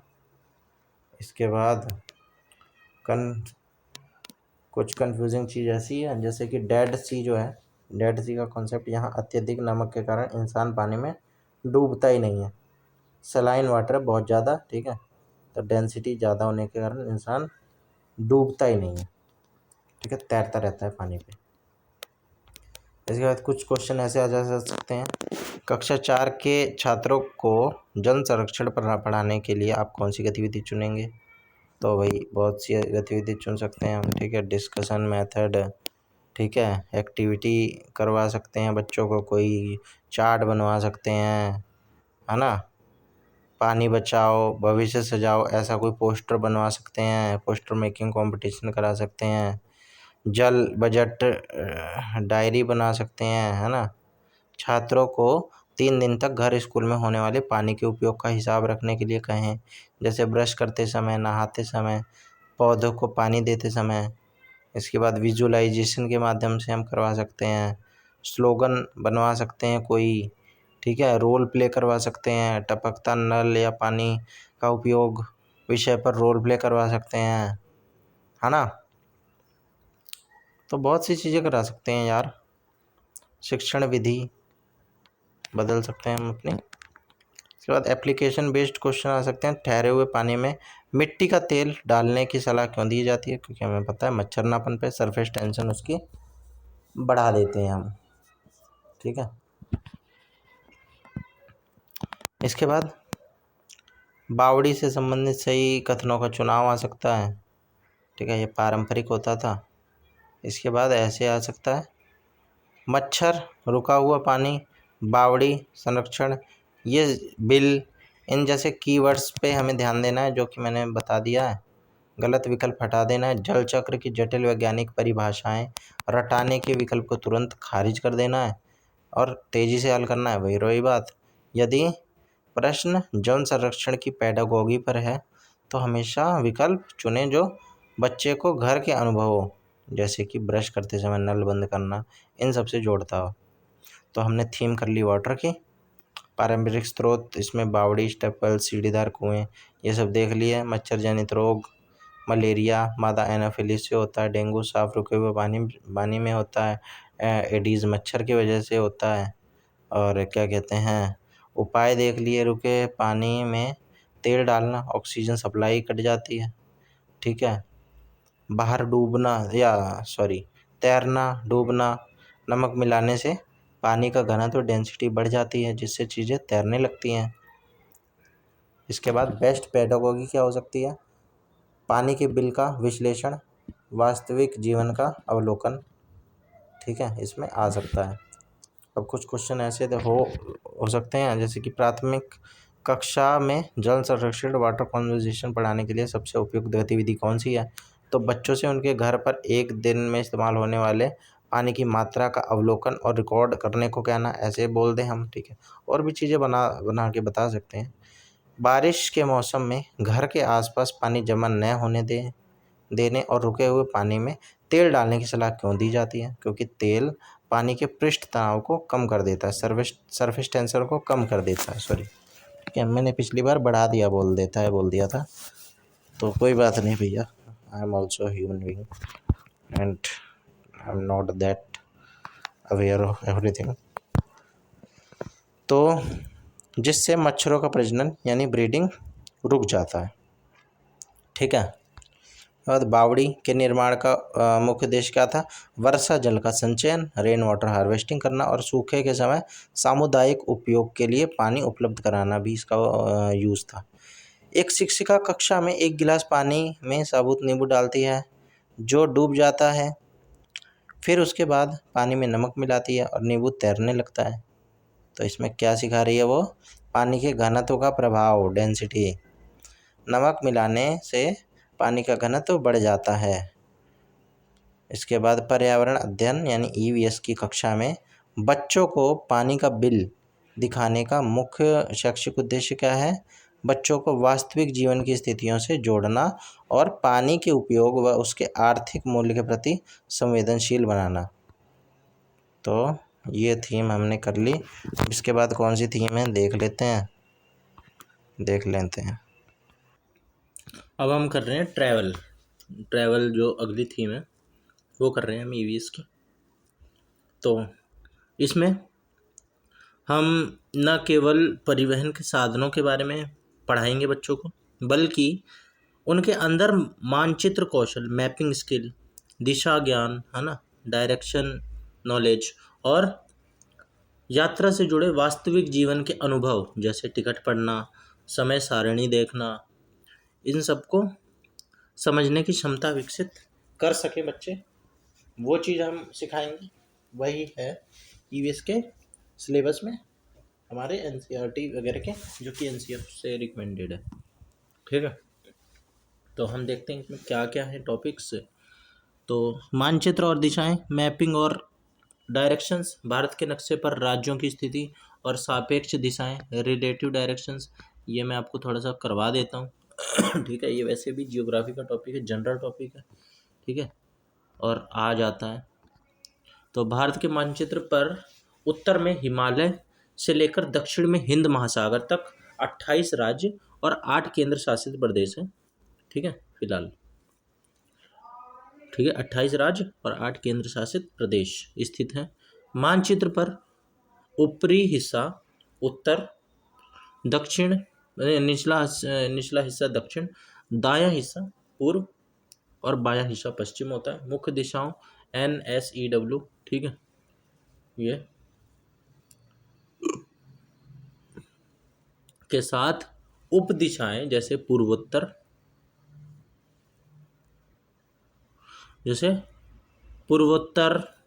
दक्षिण पश्चिम सापेक्ष स्थिति जानने में मदद करती है। ठीक है, भारत के नक्शे पर दिशावार राज्य और स्थिति। नॉर्थ जो है जम्मू कश्मीर केंद्र शासित प्रदेश, यहाँ पे क्या है नॉर्थ में जम्मू कश्मीर जो कि केंद्र शासित प्रदेश है। हिमाचल प्रदेश, पंजाब, उत्तराखंड, लद्दाख, ये सारे आ जाते हैं। ठीक है, दक्षिण में तमिलनाडु, केरल, कर्नाटक, आंध्र प्रदेश, तेलंगाना, इस टाइप के राज्य। ठीक है, ठीक है भैया। पूर्व में, ईस्ट में पश्चिम बंगाल, असम, अरुणाचल प्रदेश, नागालैंड, ठीक है, मणिपुर, मिजोरम, त्रिपुरा, मेघालय, पूर्वोत्तर भारत या सेवन सिस्टर्स वाले आ जाते हैं इसमें। पश्चिम में राजस्थान, गुजरात, महाराष्ट्र, इस टाइप के, ठीक है, जो वेस्ट में है ना। इसके बाद सेंट्रल में मध्य प्रदेश, छत्तीसगढ़, ये सेंटर में है। सापेक्ष दिशाएं, इसके बाद रिलेटिव डायरेक्शंस, दिल्ली के सापेक्ष पूछ लेते हैं। पंजाब उत्तर पश्चिम में है ना, दिल्ली के सापेक्ष पंजाब उत्तर पश्चिम में है। उत्तर प्रदेश पूर्व में है ना, और राजस्थान दक्षिण पश्चिम में है। महाराष्ट्र के सापेक्ष में पूछ लेते हैं, गुजरात उत्तर पश्चिम में है ना, कर्नाटक और गोवा दक्षिण में है। इसके अलावा बंगाल की खाड़ी भारत के दक्षिण पूर्व में स्थित है, ये साउथ ईस्ट एरिया में है बंगाल की खाड़ी। और अरब सागर भारत के दक्षिण पश्चिम या पश्चिम में स्थित है ये अरब सागर, ठीक है। इसके बाद हिमालय भारत के सुदूर उत्तर में स्थित है हिमालय, ठीक है। तो ये चीज़ें हैं, इसको और कितनी डिटेल में किया जा सकता है कि भैया मैप है ये। इसके बाद वास्तविक दस्तावेज, रियल लाइफ जो डॉक्यूमेंट्स होते हैं, जैसे कि आरक्षित railway ticket, reserve train ticket और रेलवे समय सारणी, टाइम टेबल पढ़ना आना चाहिए, ठीक है। ये सिखाएंगे हम बच्चों को ये सिखाएंगे हम। आरक्षित रेलवे टिकट जो ई टिकट या PRS होता है ना, में 10 अंकों का PNR PNR होता है, ट्रेन नंबर होता है, यात्रा की तारीख होती है, श्रेणी होती है, बर्थ या सीट नंबर, ठीक है, और यात्री का विवरण यानी कि नाम, उम्र, स्थिति, कन्फर्म है, RAC है, वेटिंग लिस्ट है, ये सब शामिल होता है, जिसे सफ़र के दौरान पहचान पत्र के साथ दिखाना अनिवार्य होता है, ठीक है। रेलवे समय सारणी ट्रेन के आगमन, प्रस्थान, स्टेशन और यात्रा का समय बताती है। आरक्षित railway ticket, reserve train ticket पढ़ना, PNR नंबर होता है, पैसेंजर नेम रिकॉर्ड जिसे हम बोलते हैं पैसेंजर नेम रिकॉर्ड। यह टिकट के ऊपरी बाएं कोने में 10 अंकों का नंबर है जो आपकी बुकिंग की स्थिति बताता है। ट्रेन का नाम और नंबर सुनिश्चित करें कि ट्रेन नंबर और नाम आपके गंतव्य से मेल खाते हों। यात्रा विवरण, यात्रा की तारीख, प्रस्थान का समय, डिपार्चर और बोर्डिंग स्टेशन देखें। बर्थ सीट की स्थिति, कोच सीट, ठीक है, जैसे A1, B1, S1 है ना, और बर्थ नंबर जैसे कि 12, 14, 15, ये सब ऐसे देखें। इसके बाद स्टेटस, CNF मतलब होता है कन्फर्म, सीट कन्फर्म है। RAC मतलब रिजर्वेशन अगेंस्ट कैंसिलेशन, आधी सीट मिली है, यात्रा कर सकते हैं, ठीक है, आधी सीट मिलती है, यात्रा कर सकते हैं। वेटिंग लिस्ट, प्रतीक्षा सूची, चार्ट बनने के बाद स्थिति बदल सकती है, ठीक है। अगर कंफर्म होगी तो कंफर्म हो जाएगी, नहीं तो वेटिंग में ही चली जाएगी, तो हम ट्रैवल नहीं कर सकते वेटिंग लिस्ट में। किराया, इसके बाद फेयर, भुगतान की गई कुल राशि, ये सब भी पढ़ना आना चाहिए बच्चों को। रेलवे समय सारणी पढ़ना, टाइम टेबल, ट्रेन संख्या, एक ही स्थान के लिए कई ट्रेनें हो सकती हैं, है ना, इसलिए सही संख्या की पहचान करें, सही संख्या की पहचान करनी है। उसके बाद प्रस्थान, डिपार्चर और आगमन, ठीक है, प्रस्थान और अराइवल, डिपार्चर और अराइवल। स्टेशन से ट्रेन के छूटने और पहुंचने का समय 24 घंटे का प्रारूप होता है, रेलवे में फॉलो होती है 24 घंटे की क्लॉक या टाइमिंग। जैसे 14 का मतलब 2 बजे, ठीक है, 12 बजे तक होता है, फिर उसके बाद 13, ठीक है, रात के 12 बजे से शुरू होता है 0 से, ठीक है, फिर 1, रात के 1, ठीक है, 2, 3 ऐसे करके, फिर दोपहर के 12, फिर 13 बजते हैं दोपहर में, ठीक है, ऐसे ही रात में फिर 11 बजे 30 और 30:59 के बाद 00, जो कि होता है 12, यानी कि दिन की शुरुआत, यानी कि अगले नेक्स्ट डेट की शुरुआत 000। ओके। इसके बाद दिनों की संख्या, दिन यात्रा एक दिन से अधिक की है, यह जानकारी बहुत महत्वपूर्ण है। ठीक है। इसके बाद आईडी प्रूफ, समय यात्रा के समय Aadhaar card, PAN card, passport, voter ID जैसी मूलभूत ओरिजिनल फोटो पहचान पत्र के साथ रखना अनिवार्य है। ई टिकट या एक वैध दस्तावेज है, लेकिन यदि इसमें एक से अधिक यात्री हैं और एक भी नाम कन्फर्म या आरएसी है तो सभी यात्री सफ़र कर सकते हैं भाई साहब। ठीक है। एक से अधिक यात्री हैं और एक भी नाम कन्फर्म या आरएसी है तो सभी यात्री सफ़र कर सकते हैं। इसके बाद चार्ट, ट्रेन छूटने से 4 से 8 घंटे पहले या 24 घंटे पहले भी चार्ट बन सकता है। ठीक है। इसके बाद प्रसिद्ध यात्री और खोजकर्ता, ट्रैवल में ही आ जाता है ये टॉपिक भी। ठीक है। जैसे अल बिरूनी जैसे ऐतिहासिक यात्री, और पर्वतारोही जैसे बछेंद्री पाल, या अंतरिक्ष यात्री जैसे सुनीता विलियम्स के अनुभव भी एनसीईआरटी में दिए हुए हैं, तो इनको भी देख लेते हैं भाई साहब लगे हाथ। ऐतिहासिक यात्री अल बरूनी, पर्वतारोही बछेंद्री पाल और अंतरिक्ष यात्री सुनीता विलियम्स जैसे व्यक्तियों के अनुभव मानवता की अदम्य जिज्ञासा और साहस के प्रतीक है। अल बिरूनी ने अपनी यात्रा वृत्तांत में भारत की संस्कृति का सूक्ष्म अध्ययन किया। ठीक है। भारत की संस्कृति का इन्होंने सूक्ष्म अध्ययन किया। बछेंद्री पाल ने 1984 में एवरेस्ट फतेह कर नारी शक्ति का लोहा मनवाया। 1984 में करा था इन्होंने। और सुनीता विलियम्स ने अंतरिक्ष में लंबी उड़ान के रिकॉर्ड बनाए। ठीक है।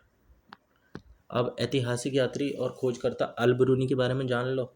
ये 11वीं शताब्दी के फारसी विद्वान हैं जो गजनी के महमूद के साथ भारत आए। ठीक है। अनुभव कार्य, उन्होंने किताब उल हिंद लिखी। ठीक है। उसकी किताब है अल बिरूनी की किताब उल हिंद, अल बिरूनी की किताब उल हिंद के भारत के धर्म, विज्ञान, रीति रिवाजों और सामाजिक जीवन का विस्तृत वर्णन किया इसने दृष्टिकोण इसमें उन्होंने एक वैज्ञानिक के रूप में भारत का अध्ययन किया और भारतीय खगोल विज्ञान, ठीक है, और गणित और दर्शन में गहरी रुचि ली। बछेंद्री पाल को जान लो, पर्वतारोही। इनकी उपलब्धि 23 मई 1984 को माउंट एवरेस्ट पर चढ़ना। 8,848.86 मीटर की होती है ये माउंट एवरेस्ट। इस पर चढ़ने वाली पहली भारतीय महिला बनी। ठीक है। इनका अनुभव, उत्तराखंड की रहने वाली बछेंद्री ने कम उम्र में पर्वतारोहण शुरू किया। एवरेस्ट अभियान के दौरान उन्हें भारी बर्फबारी और विषम परिस्थितियों का सामना करना पड़ा, लेकिन उन्होंने हार नहीं मानी। ठीक है। और चढ़ के ही दिखलाया। ठीक है। तो यही है। बाकी तो इसमें ये भी आ जाएगा, परिवहन और ईंधन, विभिन्न इलाकों में इस्तेमाल होने वाले परिवहन के साधन और उनमें उपयोग होने वाले ईंधन का पर्यावरण पर प्रभाव। ठीक है। ये भी एक टॉपिक है, आ सकता है, तो ये भी देख लेते हैं। विभिन्न भौगोलिक और शहरी ग्रामीण इलाकों में परिवहन के साधन, जो कि कार, बस, ट्रेन, जहाज, हवाई जहाज, अपनी क्षमता और स्थानीय ज़रूरतों के अनुसार भिन्न होते हैं। ठीक है। अपनी क्षमता और स्थानीय ज़रूरतों के अनुसार भिन्न होते हैं। मुख्य ईंधन पेट्रोल, डीजल, प्राकृतिक गैस जैसे कि सीएनजी, एलएनजी और बिजली है। इन जीवाश्म ईंधनों से भारी मात्रा में carbon dioxide, CO2, nitrogen oxide और सूक्ष्म कण निकलते हैं, जो जलवायु परिवर्तन, ग्लोबल वार्मिंग और खराब वायु गुणवत्ता का प्रमुख कारण है। ठीक है। वायु खराब करने का काम करते हैं। विभिन्न इलाकों में परिवहन के साधन और ईंधन का प्रभाव भी देख लेते हैं। शहरी क्षेत्र, अर्बन एरियाज, यहाँ मुख्य रूप से पेट्रोल, डीजल गाड़े, दोपहिया बसें और मेट्रो बिजली का उपयोग किया जाता है। ठीक है। पर्यावरण प्रभाव, अत्यधिक भीड़ भाड़ के कारण वायु प्रदूषण, स्मॉग और ध्वनि प्रदूषण बढ़ता है। ई साइकिल और इलेक्ट्रिक कारों का उपयोग अब स्थानीय ग्रिड पर मांग बढ़ा रहा है। ठीक है। इसके बाद ग्रामीण क्षेत्र, रूरल एरियाज में ट्रैक्टर, निजी वाहन और डीजल से चलने वाली बसें प्रमुख हैं। पर्यावरण प्रभाव, डीजल इंजन पेट्रोल की तुलना में अधिक कुशल, 20 से 25 किलोमीटर प्रति लीटर की माइलेज देता है। ठीक है। डीजल इंजन पेट्रोल की तुलना में अधिक कुशल होते हैं। ठीक है। मतलब कि भारी वाहनों में ये यूज़ होते हैं, लेकिन नाइट्रोजन ऑक्साइड और सल्फर डाइऑक्साइड का उत्सर्जन अधिक करते हैं ये। ठीक है। तभी काले काले धुएं ये छोड़ते हैं डीजल वाले जो वाहन होते हैं। इसके बाद तटीय और अंतर्देशीय क्षेत्र, कोस्टल और इनलैंड्स, माल ढुलाई और यात्रियों के लिए जहाज और नावों का उपयोग किया जाता है। ठीक है। इसके लिए है ये। पर्यावरण पर प्रभाव क्या होता है, समुद्री जीव, हैवी फ्यूल से सल्फर डाइऑक्साइड और नाइट्रोजन ऑक्साइड का उत्सर्जन होता है। ठीक है। समुद्री ईंधन, इन सब से ये होता है, हैवी फ्यूल्स का उत्सर्जन होता है जो जलीय पारिस्थितिकी तंत्र को नुकसान पहुंचाता है। भाई वहाँ पे मछलियाँ रह रही हैं, उनको नुकसान तो होगा ही। इसके बाद हवाई परिवहन, एयर ट्रांसपोर्ट, उच्च ऊंचाई पर विमान ईंधन का उपयोग करते हैं। ठीक है। पर्यावरण प्रभाव, बड़ी मात्रा में CO2 और अन्य प्रदूषक गैसों का उत्सर्जन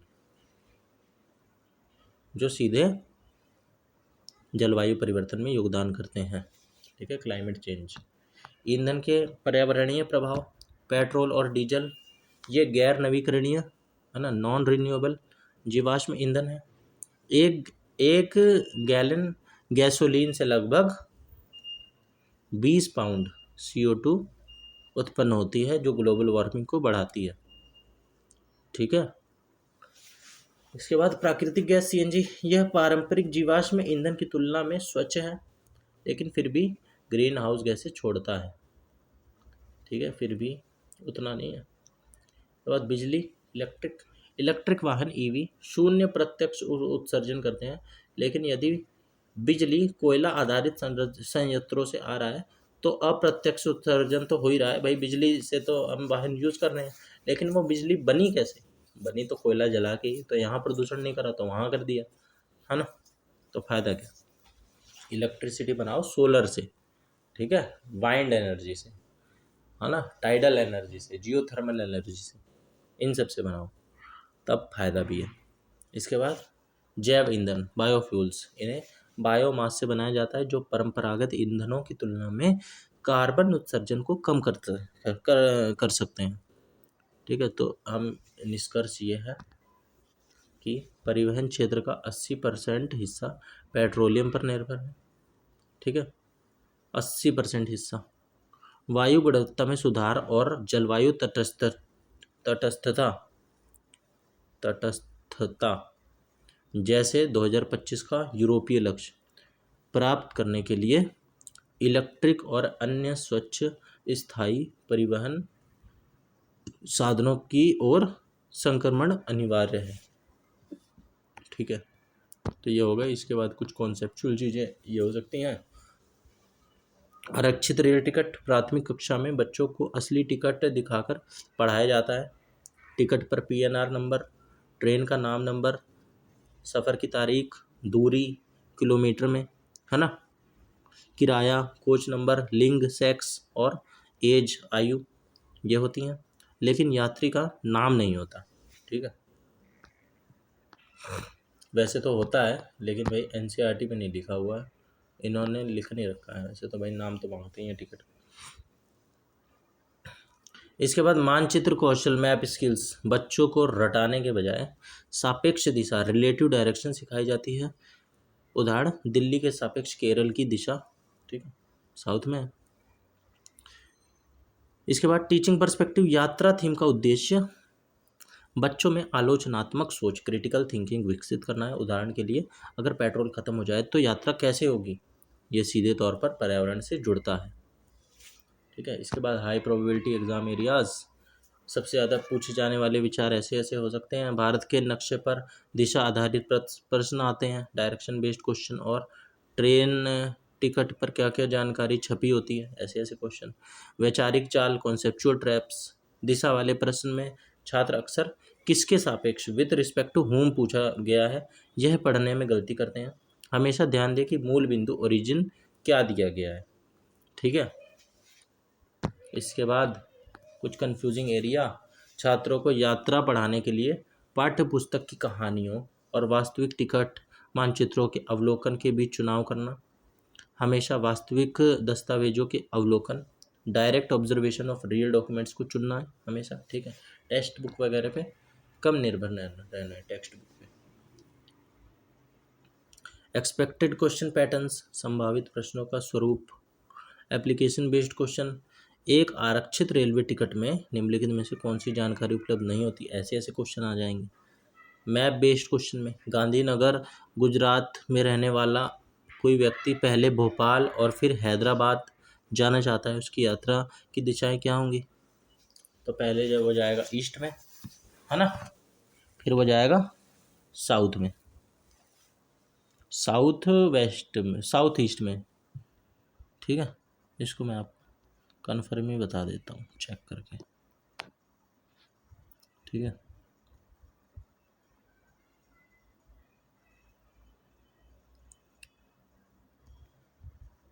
टाइम पे आती नहीं चीज़। तो गांधी से भोपाल और फिर हैदराबाद की यात्रा करने के लिए व्यक्ति पहले पूर्व दिशा में मध्य प्रदेश जाना होगा और फिर दक्षिण दिशा में तेलंगाना की ओर बढ़ना होगा। सही बता रहा था मैं। ठीक है। गांधीनगर गुजरात के पश्चिम भाग में स्थित है, भोपाल उसके पूर्व में, और हैदराबाद भोपाल के दक्षिण में स्थित है। ठीक है। उसके बाद कक्षा 5 के छात्रों को यात्रा थीम पढ़ाने के लिए सबसे उपयुक्त बाल केंद्रित विधि कौन सी है, ऐसे ऐसे क्वेश्चन, है ना। तो डायरेक्ट एक्सपीरियंस, ठीक है, एक्टिविटीज़, ये सारी चीज़ें डालनी है हमें, हमें पता ही है प्राइमरी क्लासेस में। एक्सपीरियंशियल लर्निंग, ठीक है, प्रोजेक्ट बेस्ड मेथड्स, ये सारे सबसे उपयुक्त माने जाते हैं, अप्रोप्रिएट माने जाते हैं, है ना। शेयरिंग एक्सपीरियंसेस, प्रोजेक्ट वर्क, है ना, रोल प्ले, फील्ड ट्रिप, ये सारी चीज़ें, क्रिटिकल थिंकिंग, इन सब चीज़ों से हम बता सकते हैं बच्चों को। इसके बाद दिशा वाले प्रश्न तेज़ी से हल करने के लिए रफ पेपर पर तुरंत एक प्लस चिन्ह बना लें। ऊपर नॉर्थ, नीचे साउथ, दाएं ईस्ट, बाएं वेस्ट, ऐसे लिख लें। प्रश्न में दिए गए पहले शहर को केंद्र में रखें और दूसरे शहर की तरफ लाइन खींचें। ठीक है। गलत विकल्प हटा दें। पेडागोगी के प्रश्नों में उन विकल्प को तुरंत काट दें जो शिक्षक बोर्ड पर नक्शा बनाकर बच्चों को कॉपी करने को कहता है। ठीक है। ये गलत है, कॉपी नहीं करना, समझाना है। ठीक है। इसके बाद अब देख लो रेलवे टिकट पर क्या होता है, पीएनआर, ट्रेन नंबर, है ना, तिथि, किराया, दूरी, आयु, लिंग, सीट नंबर, ये चीज़ें।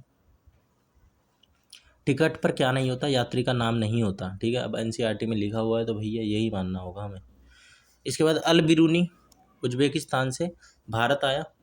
हाँ, तो ये इसलिए लिखा है क्योंकि शायद जो ऑफलाइन जो टिकट होती है ना, हाँ, तो ये ऑफलाइन टिकट जो हम काउंटर से लेते हैं उस पर यात्री का नाम नहीं लिखा होता। सही बात है। ठीक है। हम ऑनलाइन कराते हैं वो बात अलग है, तो ऑनलाइन का इसमें पूछा नहीं जा रहा है, ऑफलाइन का पूछा जा रहा है। ओके। इसके बाद यात्री का नाम नहीं होता है, ये पता चल गया। अल बिरूनी उज्बेकिस्तान से भारत आया, यहाँ के तालाबों और बावड़ियों की वास्तुकला की तारीफ करी उसने। ठीक है, अल बिरूनी ने। इसके बाद पेडागोगी टूल, असली टिकट, यात्रा के ब्रोशर और भारत का भौतिक राजनीतिक मानचित्र, ये सब आपको पता होना चाहिए। आप कुछ क्वेश्चन देख लो। प्राथमिक स्तर पर ईवीएस कक्षा में एक वास्तविक आरक्षित रेल टिकट दिखाने का मुख्य उद्देश्य क्या है? तो बच्चों को वास्तविक जीवन की जानकारी पढ़ने और समझने का अवसर देना तथा उनमें अवलोकन कौशल विकसित करना, ठीक है, ऑब्जर्वेशन स्किल डेवलप करना। इसके बाद एक आरक्षित रेलवे टिकट पर निम्नलिखित में से कौन सी जानकारी नहीं छपी होती? तो यात्री का नाम नहीं होता। अल बिरूनी, जिसने भारत के तालाबों और वास्तुकला के बारे में लिखा, किस देश से आया था? उज्बेकिस्तान से आया था। यदि आप भारत के मानचित्र पर दिल्ली से केरल की और एक सीधी लाइन खींचते हैं तो यात्रा की दिशा क्या होगी? दक्षिण की ओर, ठीक है। अंतरिक्ष की यात्रा पढ़ाते समय सुनीता विलियम्स के अनुभव को शामिल करने का मुख्य पेडागोगिकल कारण क्या है? बच्चों को गुरुत्वाकर्षण, ग्रेविटी की अनुपस्थिति जैसे अमूर्त अवधारणाओं, एब्स्ट्रैक्ट कॉन्सेप्ट को एक वास्तविक यात्रा वृत्तांत के माध्यम से आसानी से समझाना, ठीक है। अब इसका 1 मिनट में ये देख लेता हूँ कि एक ही रह गया है ना, things we may can do, जो मेन थीम्स होती हैं। अगर एक रह गया होगा तो ये भी कर लेंगे, और फिर उसके बाद कुछ और देखेंगे, अगला टॉपिक।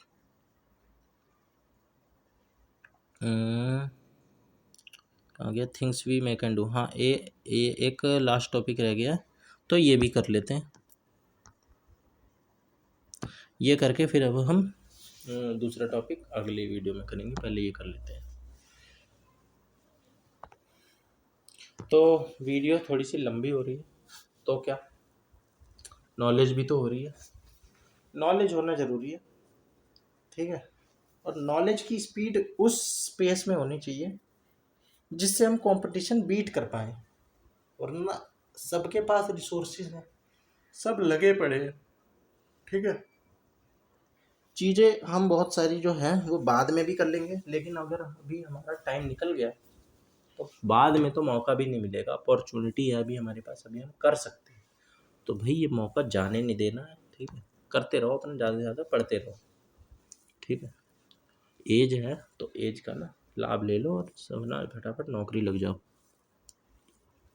तो इसका अर्थ है बच्चों को उन कौशलों, व्यवसायों, प्रोफेशंस और पारंपरिक हस्तकलाओं, क्राफ्ट से परिचित कराना जो समाज को चलाते हैं, ठीक है। परीक्षक यहाँ पे जानना चाहते हैं कि आप बच्चों में श्रम की गरिमा, डिग्निटी ऑफ लेबर और करके सीखने, लर्निंग बाय डूइंग की भावना विकसित कर सकते हैं या नहीं, ठीक है। तो things we may can do में ये सब टॉपिक्स आ सकते हैं। सामुदायिक सहायक, ठीक है, और उनके उपकरण जैसे कुम्हार, मोची, किसान, दर्जी आदि, है ना। और वे किन औजारों का उपयोग करते हैं, ये तो मैं इसको आपको थोड़ा सा बता देता हूँ डिटेल में। सामुदायिक सहायक, कम्युनिटी हेल्पर्स, वे लोग हैं जो हमारे दैनिक जीवन को सुगम और सुरक्षित बनाते हैं। इनके प्रमुख उपकरण ऐसे ऐसे हो सकते हैं। कुम्हार जो हैं वो चाक, मिट्टी, भट्टी, थपकी, ये सब। मोची, सुई धागा, हथौड़ा, आरी, चमड़ा, गोंद, सैंड पेपर। किसान, हल, ट्रैक्टर, कल्टीवेटर, हसिया, फावड़ा, सीड ड्रिल, ये। फिर उसके बाद दर्जी, सिलाई मशीन, ठीक है, सिलाई मशीन, कैंची, इंच टेप, सुई धागा, ये सारी चीज़। और जो बाकी लोग हैं, डॉक्टर, स्टेथोस्कोप, बढ़ई, आरी, रंदा, है ना, प्लम्बर, रिंच, है ना। तो ये चीज़ें अब थोड़ा सा मैं डिटेल में इसको बता देता हूँ। विस्तृत सामुदायिक सहायक और उनके उपकरण। कुम्हार जो होते हैं मिट्टी के बर्तन बनाने के लिए चौक, व्हील जो जिसे हम बोलते हैं, मिट्टी को आकार देने के लिए तार का औजार, ठीक है, रिब्स, तार का औजार, रिब्स, और पकाने के लिए भट्टी का उपयोग करते हैं, ठीक है। मोची, कॉबलर, इसे बोलते हैं पॉटर जो कुम्हार है, और मोची को बोलते हैं कॉबलर। जूतों की मरम्मत और सिलाई के लिए सुई धागा, हथौड़ा, सैंड पेपर और चमड़े का उपयोग करता है। किसान फसल उगाने के लिए हल, प्लग, है ना, कल्टीवेटर, हसिया जिसे सिकल बोलते हैं, और फावड़ा, स्पेड, और आधुनिक ट्रैक्टर का उपयोग करता है। दर्जी जो है कपड़े सिलने के लिए सिलाई machine, sewing machine, inch tape, कैंची और सुई का उपयोग करता है, ठीक है। बढ़ई जो है लकड़ी का काम करने के लिए आरी, रंदा जिसे हम प्लेन बोलते हैं, आरी को सौ बोलते हैं, हथौड़ी, ठीक है, हैमर, और ड्रिल मशीन का उपयोग करता है। लोहार जो होता है लोहे की चीज़ें बनाने, ब्लैक स्मिथ बोलते हैं।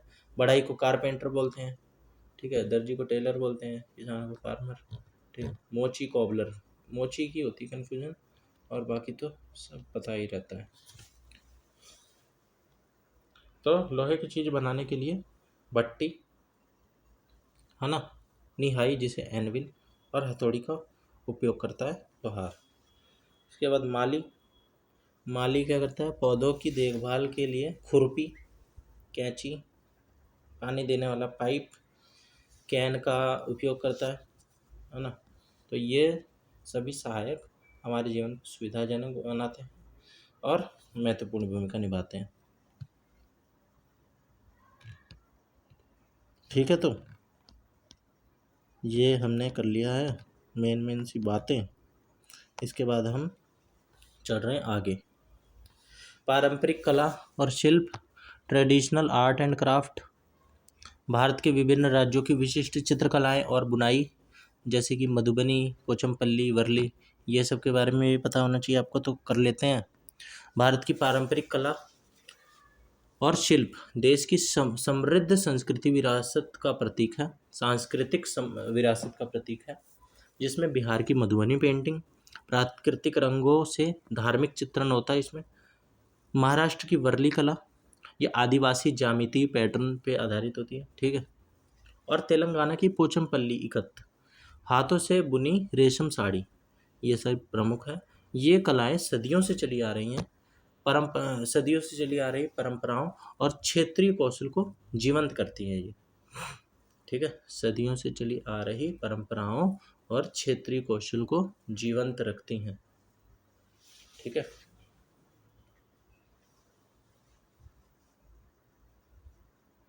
तो इसको हम देख लेते हैं। भारत के विभिन्न राज्यों की प्रमुख पारंपरिक कलाएं और शिल्प। चित्रकला सबसे पहले, पेंटिंग्स, मधुबनी बिहार के देख लेते हैं। मिथिला क्षेत्र की यह कला बिहार पर्यटन के मधुबनी जिले से शुरू हुई। यह कला के मधुबनी जिले से शुरू हुई। यह प्राकृतिक रंगों, उंगलियों और टहनियों का उपयोग करके दीवारों और कपड़ों पर बनाई जाती हैं, जिसमें मुख्य रूप से देवी देवता और प्राकृतिक दृश्य दर्शाए जाते हैं। वर्ली महाराष्ट्र में, यह 2500 ईसा पूर्व से चली आ रही है, सबसे प्राचीन आदिवासी कलाओं में से एक है।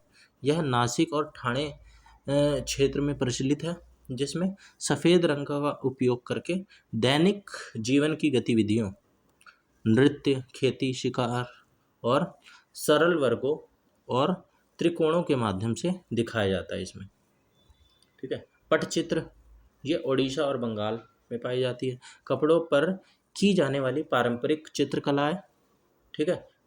पटचित्र बोलते हैं हम इसे, कपड़ों पर पटचित्र, पट का मतलब कपड़ा, चित्र का मतलब चित्र, ठीक है। ओडिशा बंगाल में होती है ये। इसके बाद फड़ पेंटिंग राजस्थान में होती है। लोक देवताओं की कहानी दर्शाने वाली लंबी स्क्रॉल पेंटिंग होती है ये, ठीक है।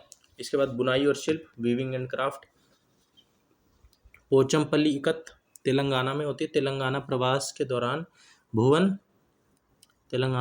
दौरान भुवनगिरी जिले की Pochampally silk city of India जाना हुआ। यह स्थान अपनी पारंपरिक इकत तकनीक से हाथ से बुनी गई रेशमी साड़ियों के लिए देश विदेश में विख्यात है, जिन्हें पोचमपल्ली सिल्क के नाम से पहचाना जाता है। यहाँ की गई इकत बुनाई की कला पीढ़ी दर पीढ़ी संरक्षित एवं संवर्धित की जाती है, ठीक है। तो ये है कुछ टॉपिक्स, तो ये हो गया। अब इसके बाद हम कर रहे हैं लिंग समानता, जेंडर इक्वेलिटी, ठीक है। जेंडर इक्वेलिटी, कार्य और व्यवसाय से जुड़ी रूढ़ियों, स्टीरियोटाइप्स को तोड़ना, जैसे केवल पुरुष ही मैकेनिक नहीं होते, ठीक है, ये सारी चीज़ें तोड़ना, ठीक है। ग्राउंड लेवल पर रियलिटी अलग हो सकती हैं और पढ़ाने से ही तो चेंज आएगा। लिंग समानता, जेंडर इक्वेलिटी का अर्थ है कार्यस्थल और व्यवसायों में लैंगिक रूढ़ियों को तोड़ना, जहाँ योग्यता न कि लिंग कार्य का निर्धारण करें। ठीक है, योग्यता का निर्धारण, लिंग ना करें, कार्य का निर्धारण। महिलाओं को इंजीनियरिंग, मैकेनिक और पुरुष को देखभाल, केयर गिविंग जैसे क्षेत्रों में समान अवसर देकर वेतन अंतर, वेज गैप को मिटाकर और रूढ़िवादी सोच, पुरुष कमाऊ महिला गृहिणी को खत्म करके ही समावेशी विकास संभव है। ठीक है, इसके बाद कार्य और व्यवसायों से जुड़ी रूढ़ियों को तोड़ना, गैर पारंपरिक भूमिकाएं, जैसे कि महिलाओं को स्टेम, विज्ञान, तकनीक, इंजीनियरिंग, गणित, साइंस, टेक्नोलॉजी, इंजीनियरिंग, मैथ्स और ऑटोमोबाइल मैकेनिक जैसे क्षेत्रों में प्रोत्साहित करना और पुरुषों को नर्सिंग या शिक्षा जैसे क्षेत्रों में बढ़ावा देना। ठीक है, इसके बाद नेतृत्व में भागीदारी, महिलाओं के लिए उच्च प्रबंधन पदों पर रूढ़िगत धारणाओं जैसे उन्हें कम सक्षम मानना को हटाकर समान अवसर सुनिश्चित करना। वेतन अंतर, इसके बाद जेंडर पे गैप को कम करना। ठीक है, समान कार्य के लिए समान वेतन की नीति को सख्ती से लागू करना, क्योंकि अक्सर पुरुष प्रधान व्यवसायों में महिलाओं को कम वेतन दिया जाता है, तो ये मिटाना है। इसके बाद कार्यस्थल की संस्कृति, पितृसत्तात्मक सोच, पुरुष को मुख्य प्रदाता मानना, इसको बदलकर ऐसी नीतियों को अपनाना जो सभी के लिए सुरक्षित और समावेशी हो, इंक्लूसिव हो। ठीक है, इसके बाद सामाजिक धारणा में बदलाव, यह समझना कि कौशल लिंग पर नहीं बल्कि योग्यता पर आधारित होते हैं। इन रूढ़ियों को तोड़ने से न केवल महिलाओं का सशक्तिकरण होता है बल्कि आर्थिक उत्पादकता और सामाजिक विकास को भी बढ़ावा मिलता है। ठीक है, तो ये है आपका लिंग समानता। इसके बाद पारंपरिक कलाएं, ये सिर्फ चित्र नहीं बल्कि समुदायों की आजीविका और संस्कृति है। बच्चों को यह पढ़ाना उनके सांस्कृतिक जुड़ाव को मजबूत करता है। ओके, इसके बाद श्रम की गरिमा, डिग्निटी ऑफ लेबर, कोई भी काम छोटा या बड़ा नहीं होता। प्राथमिक कक्षा में यह सिखाना बहुत महत्वपूर्ण है कि स्कूल की सफाई कर्मचारी और एक डॉक्टर दोनों समाज के लिए समान रूप से महत्वपूर्ण है। ठीक है, शिक्षण दृष्टिकोण, पेडागोगी, इस थीम को पाठ्य पुस्तक से नहीं पढ़ाया जा सकता। इस थीम को पाठ्य पुस्तक से नहीं पढ़ाया जा सकता। इसके लिए कक्षा में हैंड्स ऑन एक्टिविटीज़ स्वयं करके देखना करवानी होती है, जैसे मिट्टी से बर्तन बनाना या कागज़ की चटाई बुनना। ठीक है, ये बच्चों को अपने हाथ से करवाना जैसे भी वो करते हैं। इसके बाद कुछ इम्पोर्टेंट पूछे जाने वाले विचार, भारत की प्रसिद्ध कलाओं का उनके राज्यों से मिलान, ऐसे क्वेश्चन। वैचारिक जाल, कॉन्सेप्चुअल ट्रैप्स, यह सोचना कि यह थीम केवल ड्राइंग या आर्ट के बारे में है।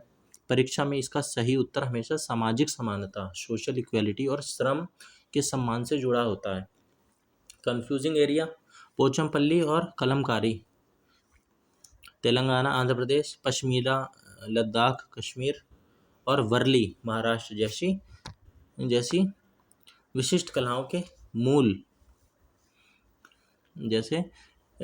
के मूल राज्यों में भ्रमित होना, ये सब कॉन्सेप्चुअल ट्रैप्स हो सकते हैं। उसके बाद MCQ, वर्ली एक पारंपरिक कला है, यह किस राज्य से संबंधित है? भैया महाराष्ट्र, अभी देखा। एक शिक्षिका कक्षा 4 में व्यवसाय पढ़ा रही है। लिंग रूढ़िवादिता को तोड़ने के लिए उसे कौन सा उदाहरण देना चाहिए कि भाई जो भी वैसे काम है ट्रेडिशनली रूप से जो चले आ रहे हैं उनका लिंग को उनके जेंडर के अनुसार उनको शफल कर देना या स्वैप कर देना, जैसे नर्स को आदमी के रूप में दिखलाना और मैकेनिक को औरत के रूप में दिखलाना। ठीक है, तो यह है। इसके बाद क्लासरूम सिनेरियो, बच्चों को बर्तन बनाने की प्रक्रिया सिखाने का सबसे उपयुक्त तरीका क्या है? भाई उन्हें चिकनी मिट्टी वगैरह दो, ठीक है, उससे वो बर्तन बनाए। है ना, मोल्ड कर करके कोई चीज़ ऐसी हो, कागज़ हो, ठीक है, आर्टिफिशियल तरीके से वो बनाए, शेप देना सीखें। इसके बाद परीक्षा हल करने का कुछ स्मार्ट तरीका क्या हो सकते हैं, जैसे कि पहचाने कुछ कीवर्ड्स, बुनाई, चित्रकला, औजार, श्रम, कामकाज या लिंग भेद जैसे कीवर्ड्स, इन सबको खोजना है। गलत विकल्प को हटा देना है। उन विकल्पों को तुरंत काट दो जो किसी कार्य को लड़कों का काम या लड़कियों का काम बताते हैं, जो केवल रटने पर जोर देते हैं। ये सारी चीज़ें क्या हैं, गलत हैं। तेजी से हल करना है। यदि प्रश्न पेडागोगी का है तो लर्निंग बाय डूइंग, करके सीखना, और स्थानीय कारीगरों से बातचीत वाले विकल्प हमेशा सही होते हैं। ठीक है, तो मुख्य उद्देश्य क्या है, श्रम की गरिमा प्लस करके सीखना। मधुबनी जो है बिहार, प्राकृतिक रंगों से बनी चित्रकला है। पोचमपल्ली तेलंगाना है, ठीक है, तेलंगाना से जुड़ी साड़ियों की बुनाई है। वर्ली जो है महाराष्ट्र, पारंपरिक आदिवासी कला है।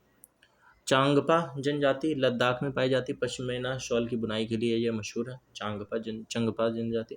पेडागोगी, स्थानीय कुम्हार कारीगरों को कक्षा में बुलाना या फील्ड ट्रिप करवाना, वहीं ले जाके उनको दिखलाना। अब कुछ क्वेश्चन ऐसे देख लो। प्राथमिक ईवीएस में things we may can do theme को शामिल करने का मुख्य पेडागोगिकल उद्देश्य क्या है, तो हम बता सकते हैं बच्चों में करके सीखने, लर्निंग बाय डूइंग के कौशल को बढ़ावा देना, और श्रम की गरिमा, डिग्निटी ऑफ लेबर का विकास करना। ठीक है, पोचमपल्ली भारत के किस राज्य की एक प्रसिद्ध पारंपरिक बुनाई शैली है, तो यह है तेलंगाना की। ठीक है, तेलंगाना की है। पर्यावरण अध्ययन की कक्षा में कामकाज में लिंग रूढ़िवादिता, जेंडर स्टीरियोटाइप्स इन ऑक्यूपेशन को चुनौती देने के लिए एक शिक्षक को क्या करना चाहिए, तो बच्चों को ऐसी महिलाओं के उदाहरण और कहानियाँ बतानी चाहिए जो गैर पारंपरिक व्यवसायों जैसे ट्रेन ड्राइवर, मैकेनिक या अंतरिक्ष यात्री में काम कर रही हैं। हाँ, जैसे सुनीता विलियम्स, है ना, अपने आसपास कोई बस ड्राइवर भी होते हैं, बहुत सारे देखे हैं। इसके बाद मधुबनी चित्रकला में उपयोग किए जाने वाले रंग मुख्य रूप से किससे किससे बनाए जाते हैं, तो पिसे हुए चावल के घोल में हल्दी, फूल और पेड़ों के प्राकृतिक रंग मिलाकर बनाए जाते हैं ये रंग। ठीक है, इसके बाद बच्चों को मिट्टी के बर्तन बनाना, बच्चों को मिट्टी के बर्तन बनाना। ठीक है,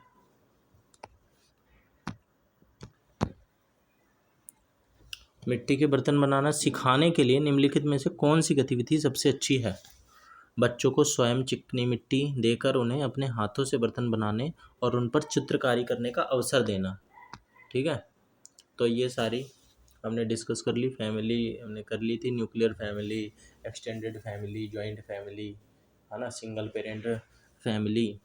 ठीक है, वाटर कर लिया, शेल्टर कर लिया, food, travel, things we may can do, सारी 6 थीम्स ये आपको पता होनी चाहिए।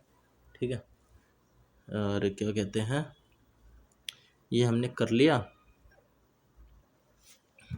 और जो उसकी पहली जो थीम है फैमिली एंड फ्रेंड्स, उसके जो 4 सब थीम है उसके बारे में आपको हमेशा पता रहना चाहिए, क्योंकि प्लांट्स एंड एनिमल्स, रिलेशनशिप्स, ठीक है, relationships, work and play, animals, plants, ये 4 थीम है। ठीक है, कौन कौन से, रिलेशनशिप्स, है ना, यानी संबंध, कार्य एवं खेल, वर्क एंड प्ले, पशु यानी एनिमल्स, पौधे यानी प्लांट्स, चार थीम याद रखनी है। ये परिवार और मित्र में ही आ जाते हैं हमारे। ठीक है, भोजन में पोषण और खान पान से संबंधित, आश्रय में शेल्टर, आवास और रहने के स्थानों के बारे में, पानी में जल संसाधन और संरक्षण कर लिया हमने, यात्रा में ट्रैवल, एक स्थान से दूसरे स्थान पर जाने के साधन, चीज़ें जो हम बनाते और करते हैं, कौशल और निर्माण की प्रक्रिया, ये सब हमने कर लिया, है ना।